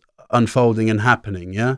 So we have some faith that it's meant to be, but in an intense situation like that, we can't always see the wisdom or the learning. So I feel very strongly that it was meant to happen. I think you showed incredible resolve, resilience, self-discipline. At no point did you react, and you've been very open there about, and humble. You've shown humility about how it affected you personally, and you've allowed yourself to be vulnerable, and you've said, this has affected my mother, and death threats. I mean, this is serious stuff. These are crimes, yeah. So to wrap up my first point, I would say that, and I said this on my video, and I'll say it again here on the podcast, you showed yourself to be the example of what you've been trying to achieve in your activism by your response, as opposed to reacting to what happened to you. Yeah. So I think you should be commended for that. I think that was, it certainly inspired me, because I could not have, I just couldn't. I don't know. I can't even think of anybody. Maybe Dr. Nigel, the Buddhist teacher, like, to not respond. I mean, I can respond to a couple of negative comments immediately. I mean, you had hundreds and hundreds of them. So I think you showed incredible character, resolve, dignity, grace. And, that's the trick, isn't it, Shaun? That's the trick. If we can show grace and dignity in the face of unjust persecution, then in my opinion, not something I read in a book or it's my lived experience, I believe that we will shine. And I believe that you have shined. And I know you tried to interject that, but if I may finish, like, the second thing is, at the same time, despite all of what I've said, I think we have to respect the American military, in the sense that they take it, and this is something that was a learning curve for me, Shaun, on the subject of the American military and how very serious it is taken. I'm not saying Jamie Morgan Cain did or didn't lie. I'm just emphasizing the point that I think it's important to acknowledge how serious it is taken in the American military when somebody potentially is dishonest about being in the military if they haven't been. Yeah. I think that's important to acknowledge that in America, when soldiers walk in a restaurant, people stand up and salute them. And I think that's incredible. And I think that we should do that here. Yeah. When I was in hospitality and I used to get soldiers come in, I used to treat them like gods, because they are just incredible human beings. So I think we should send love to the American military and just from across the pond here in England. Well, I appreciate that people criticised and drew my attention and made me make extra sure about certain things and make sure there was an investigation. So I thank those people for instigating the investigation. I've spoke to Don Shipley by email. Don't have a problem with Don Shipley at all. He's got an impeccable record. Yeah. And I really, think what he's doing is brilliant with outing these phony people who are capitalizing on stolen valor. So and he's got the farm and the charity or something. He does all kinds of work for veterans. And, most of my prison friends were veterans. I've raised money for T-Bone, who was a Marine. Yeah. I've been watching a few of his videos. Brilliant fellow. So you got Don saying one thing, he's never been wrong. And now you've got the publisher saying another thing, which is opposed to some of what Don said. So people who said things like Jamie Morgan Cain wasn't born in the UK, two governments processed that.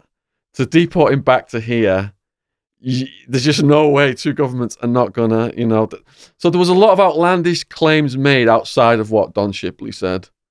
So a lot of those outlandish claims have been crushed by the authentication of Jamie's story by the publisher. Now, some people are going to say, because this investigation has produced these results that go against what Don Shipley says, I'm therefore going against Don Shipley, which I'm not. I actually think what would be interesting would be something like a documentary titled like "Who is Jamie Morgan Kane?" where Don Shipley's interviewed, Yeah, we could do that, man. Jamie's interviewed, Yeah. the publisher is interviewed, Mm. and everybody gives their perspective, and it's researched even more. Perhaps, maybe the publisher's made some errors in some areas. Maybe Don Shipley's made some errors in some areas, Mm. and maybe more information will come to light. So presently, some people are going to be mad now. They're going to blame me because of this entity that I have nothing to do with has authenticated the story. And they're going to try and crush my reputation again. And they're going to probably try and turn my YouTube channel into a battlefield over Jamie Morgan Kane this, Jamie Morgan Kane that. So I'm just hoping that people will see I've got integrity. I've tried to do as much as I can from my side of the pond. I didn't know what the results of this investigation were going to be by a legal department that's got millions and millions of dollars. Yeah. I don't have millions and millions of dollars to investigate Jamie's claims. I had no idea that they were going to, authenticate all these documents. And that's what's happened. But now I imagine they're going to try and shoot the messenger, some of the more hardcore people who are against him. Mm. So hopefully people will see I've done everything I possibly can. I'm absolutely against stolen valor. I support veterans. Yeah. And most of my friends in prison, it's sad a few of them have died. Two Tonys was a veteran. Frankie was a veteran. Frankie died at the end of last year. I was speaking to him in the hospital when he's on his deathbed. Two Tonys died in 2010. He basically saved my life in prison. He was in the Navy. And I've got, these are some of the people I've been closest to in my life have been veterans. So it's really sad when I get attacked saying I'm putting a phony story out and trying to just make $800 off it, and just, like that's going to make any difference in our lives. Yeah. Yeah. And that's not nice to experience that persecution, but a lot of it ties into everything we spoke about on the podcast, Shaun. Presence of mind, keep your emotions on top of your emotions, respond as you have been doing through the entire of this situation, and not react. And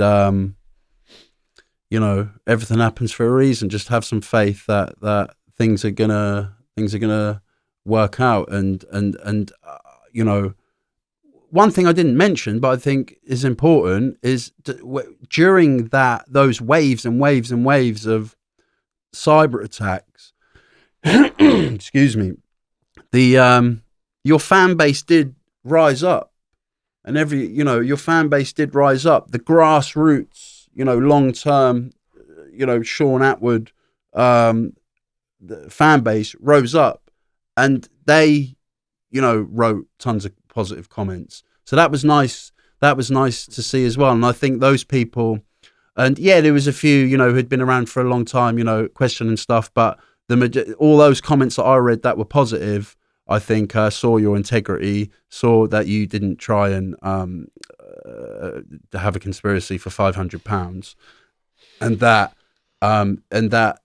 you just took a man on good faith. You had no reason to dispute anything he said. You explained how you got in touch with him through a charity recommended him to you, and you tried to help him. Because what you've done to him, you've done for me. We set up the GoFundMe for me. That's been quite successful for me. I've made friends as far away as China. I've built great relationships with people. I've met a good friend down there in a lady whose brother killed himself in prison. I'll go and see her, have coffee with her. It's just, it's all positive. What you've done for me. I think the only thing that I would say, from my observations, despite everything that I've said that's been positive, is he deleted his channel. He never ran that channel. He deleted the channel, so it just kind of made him look a bit guilty. He doesn't have the technical skills to do a channel. The internet bypassed him. That was a setup by people who support him out of London. Yeah, and their family got upset with all of the incoming waves of I can comments. imagine. Yeah. And I just, that's understandable. And I just reiterate what I said before, Shaun, which is to just send tons and abundance of love over to America. you know, and I agree. I respect what Don Shipley, you know, does, the charity work that he does, his military background. I've got the utmost respect for, you know, veterans. And, you know, unfortunately, we're not all the best communicators. You know, some of us can have a frustrating way or an angry way of communicating, you know, and, you know, so yeah, we just show love and just send love, unconditional love in abundance, tons of it. You know, There you go, 48 laws of power. All we need is love. We're on law 5. So much depends on reputation. Just coming to the end of this one now. So when the serial home invader torture had his mate attack me when I was going to see my mum and dad, when they'd flown 5,000 miles to visit me for Christmas, which I mentioned in one of the earlier laws in this podcast, all the prisoners stopped to see my reaction, because if I don't hit back, I'm a punk. If I do hit back, I'm showing heart. If you don't show heart, everyone's going to attack you. But I'm running a risk here, because if I do hit back and the guards see it, I can get arrested. I can get sent to a prison within the prison, locked down, lose all my privileges, including my visits, and they can add more time onto my sentence. But in prison, if you become a punk, if your reputation gets that low, you're spending the rest of your time inside, cleaning people's toilets, performing sexual services, and getting rented out as a prison prostitute. not nice. So I risked more time getting added to my sentence to preserve my reputation in that situation. Yeah. And if you know, the gang tells you as soon as you go in, if someone calls you a punk, a bitch, or hits you, Fight on the spot. Yeah. fight on the spot. Show heart. Otherwise, everyone's going to attack you.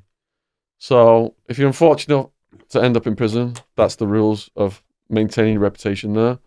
But in life as well, like I said, from my own personal story of what happened with me on YouTube, whatever profession you are in, whatever line of business you are in, things will happen whereby your reputation comes under attack, or your credibility falters, and you can walk away from it, but it could make the situation far worse. So with Jamie Morgan Kane, I've only just recently brought Wildman up to speed on that whole situation. Yeah. I didn't want him thinking about it, because he would have got mad. Yeah. And he might have started firing off some things that could have made things worse.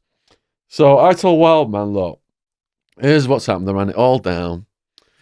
And here's what's happened now. This publisher, 600 pages of documents, they're going to publish his book. They said that these papers aren't fakes. They were saying that he'd faked his documents.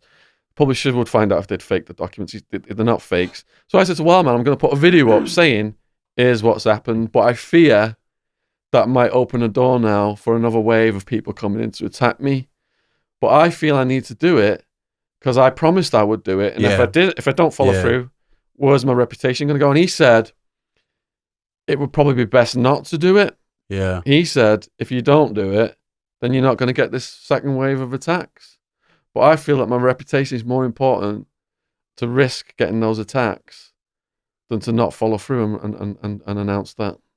And yeah, just listening to you there, your kind of desire and willingness to want to do the video, kind of against the advice of your best friend, is in my opinion, just listening to you there and watching you, it is born from a sincere place and a genuine place of integrity, in my opinion, because you kind of felt that you've promised people. And you know, I've seen the comments, so like that people ask for about it, and you say like it's coming soon, and you've kind of like promised them. So I understand that why you kind of want to do that.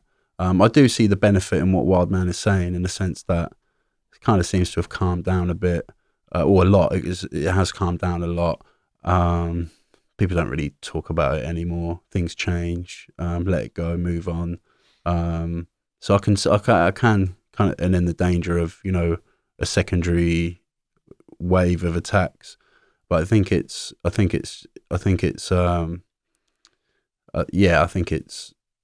if you feel that you want to do the video, then Yeah, do the video. And just Going out this week. Yeah, presence of mind. Have faith, presence of mind. Everything happens for a reason, and whatever happens, I'm sure, whether it goes as well as you hope for, or goes not as well as you expected. I'm sure there's learning and character growth to be earned from it in some way, shape, or form, even though you might not potentially see it at the time. And lots of firewall growth. Yeah, yeah, and everything happens for a reason, Shaun. You just never know where it's going to lead. It might take you. I said this to you from day one when I spoke to you on the phone on Bournemouth Beach months ago, when it was all kicking off, and it was just insane every day, like on YouTube, just absolutely mental. I said that everything happens for a reason. This is, it's just meant to be. It's meant to happen. And it's difficult to kind of practice that kind of belief in that kind of order of unfolding events when you're on the receiver. It's all right for me to say it, but when you're on the receiving end of it all, that kind of hardcore stuff that was happening, and the viciousness and the threats of violence. But the righteous man will always shine like the noonday sun, brother. That is not something I read in any book. That is my life experience, my lived experience. So just keep going, and I'm sure that you will shine. Appreciate that, man, from the heart. Yeah. No, and I mean it sincerely and genuinely. Yeah. So we're at the end of this podcast now. Yeah. We've done all 5 laws. There's 48. So we've got plenty more podcasts to go here, brother. Yeah, absolutely, yeah. Now, I'm sure you might have read most of the comments on your clip that's at 250,000. Yeah. Is there anything you would like to say in response to the comments on your video, which is UK prison horror stories, and the link is in the description box below this video. If you've not seen Pepsi's first podcast on this channel, just go down there and click over. Is there anything you'd like to say to the people who've made the comments? Not much, really, to be honest, Shaun, just because I did a trio of videos after that, which was responding to the comments.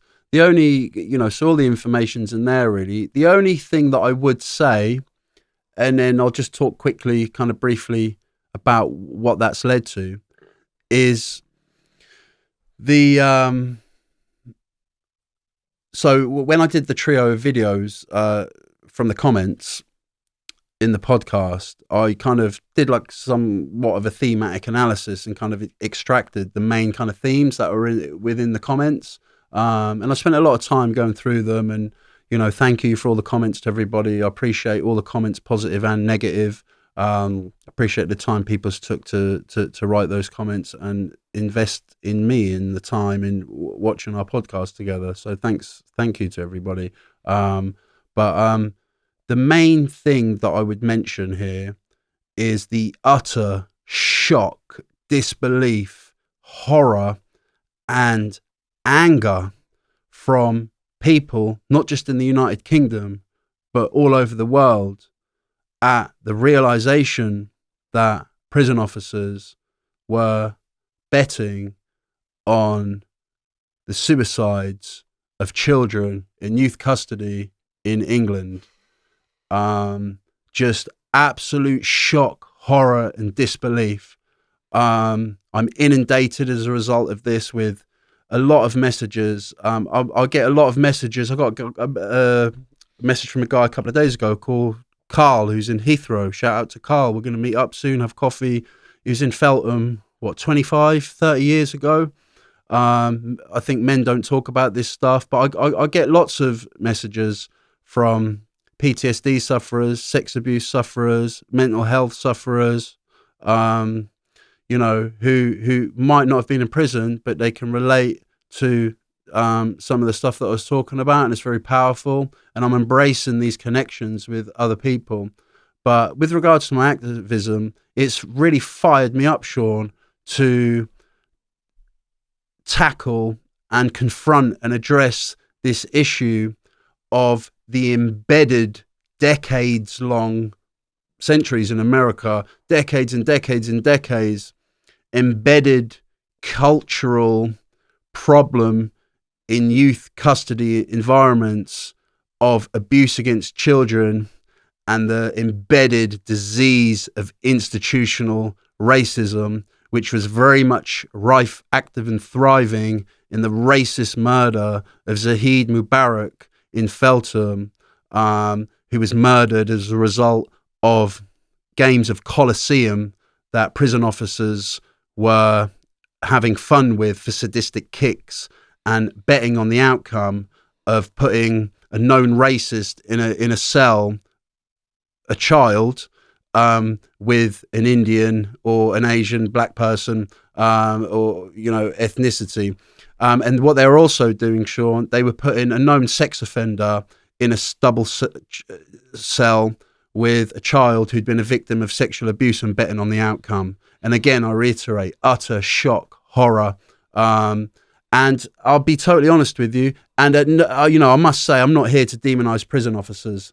What I will say, I'm in touch with many prison officers. I've got a lot of faith and hope, because we have to have hope.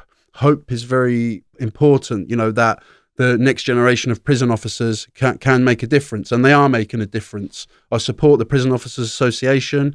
I support the chair.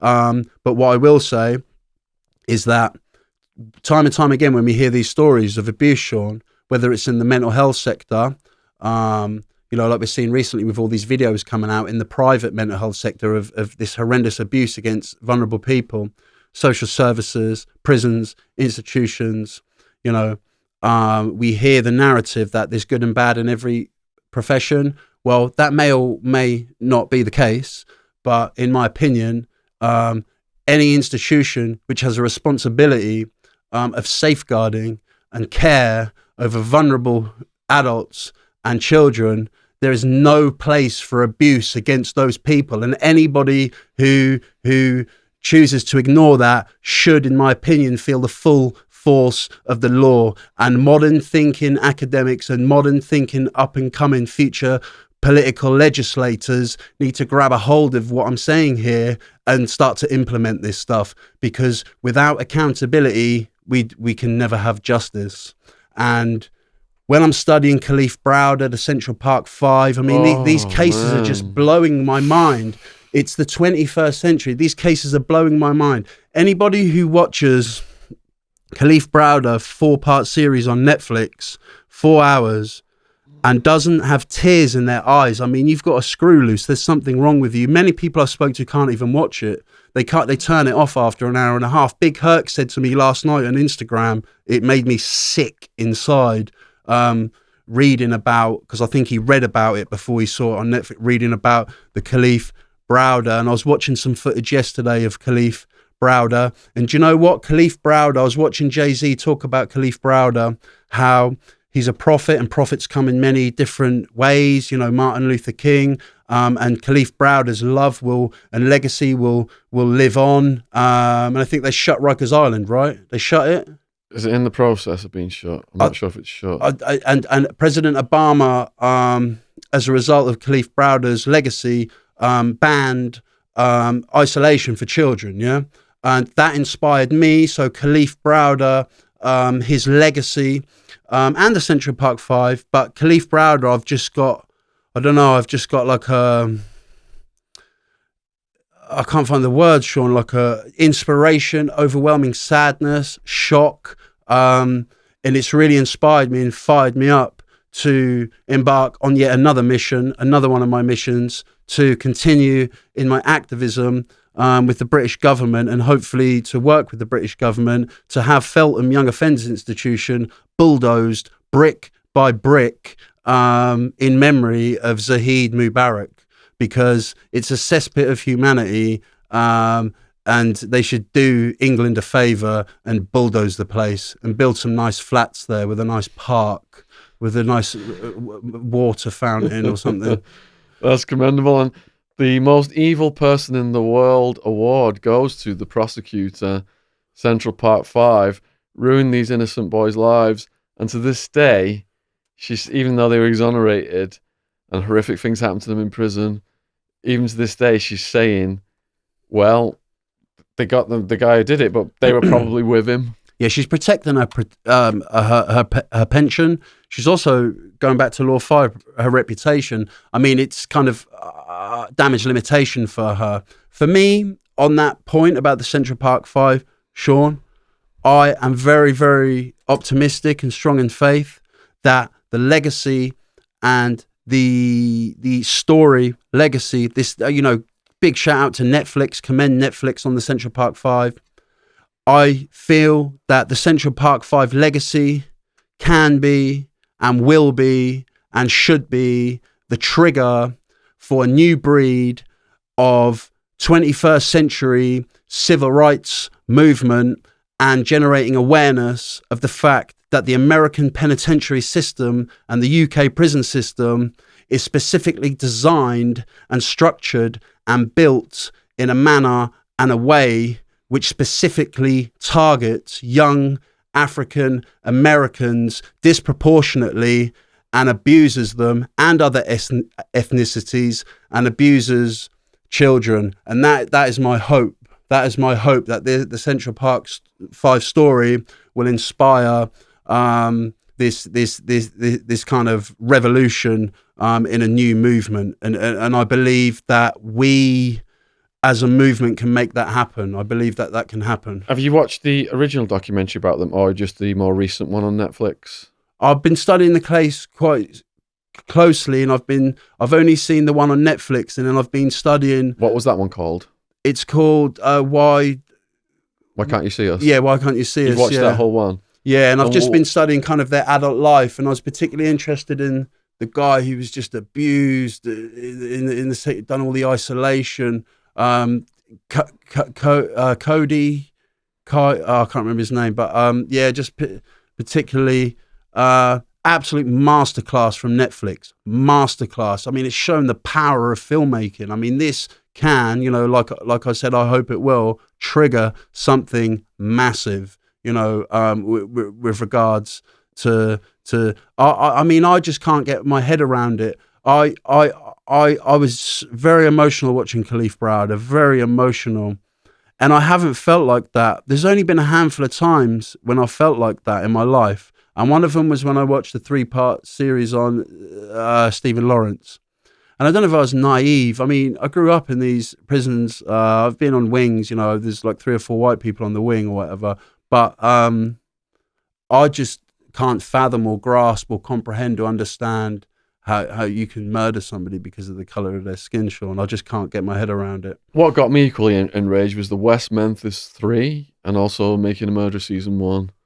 They just blew my mind, all of those. But it's great that Netflix is raising such awareness on these issues. Yeah. Right, so all of Pepsi's links are in the description box below this video. He's got a donation page if you want to continue to help support him rebuild his life. We've got links for his channel. Please go over to his channel and subscribe and support Pepsi. From the original video that's up to 250,000 views, Pepsi has, at each point as it's been rising up, Pepsi's done individual videos commenting on the comments and the rise of the views. So if you want to see all of his feedback on the original video, those videos are on his channel as well. You can find it all over there on his channel. Is there any other ways people out there in the world can help you?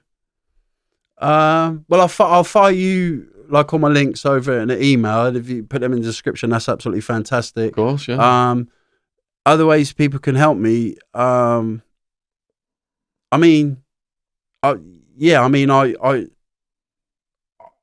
just trying to help others at the moment. So that's kind of the way you can help me do that, is to, just reach out to me. I'll always respond to everybody who gets in touch with me, whether it's on Facebook, Instagram, Twitter, or YouTube comment. There's a guy who's been contacting me the last few days, Tommy Bateman, said he's got like severe PTSD, spent 5 years in prison, but he's been out for 11 years now. So, shout out to Tommy. Email me or get back in touch with you. Just keep, that would be what I'd say to people who would like to help me. Just, reach out to me. Just reach out to me. If you're in London, I'll come and meet you. I'm just embracing all of it. Embracing, like, I've always got Oyster. I can get to you. What about a shout out to your chauffeur Ben who brought you here tonight? Yeah, cheers, Ben. Yeah, yeah. We're working on some stuff together. We're doing like Ben and I are going to be doing a trio of 20-minute documentaries.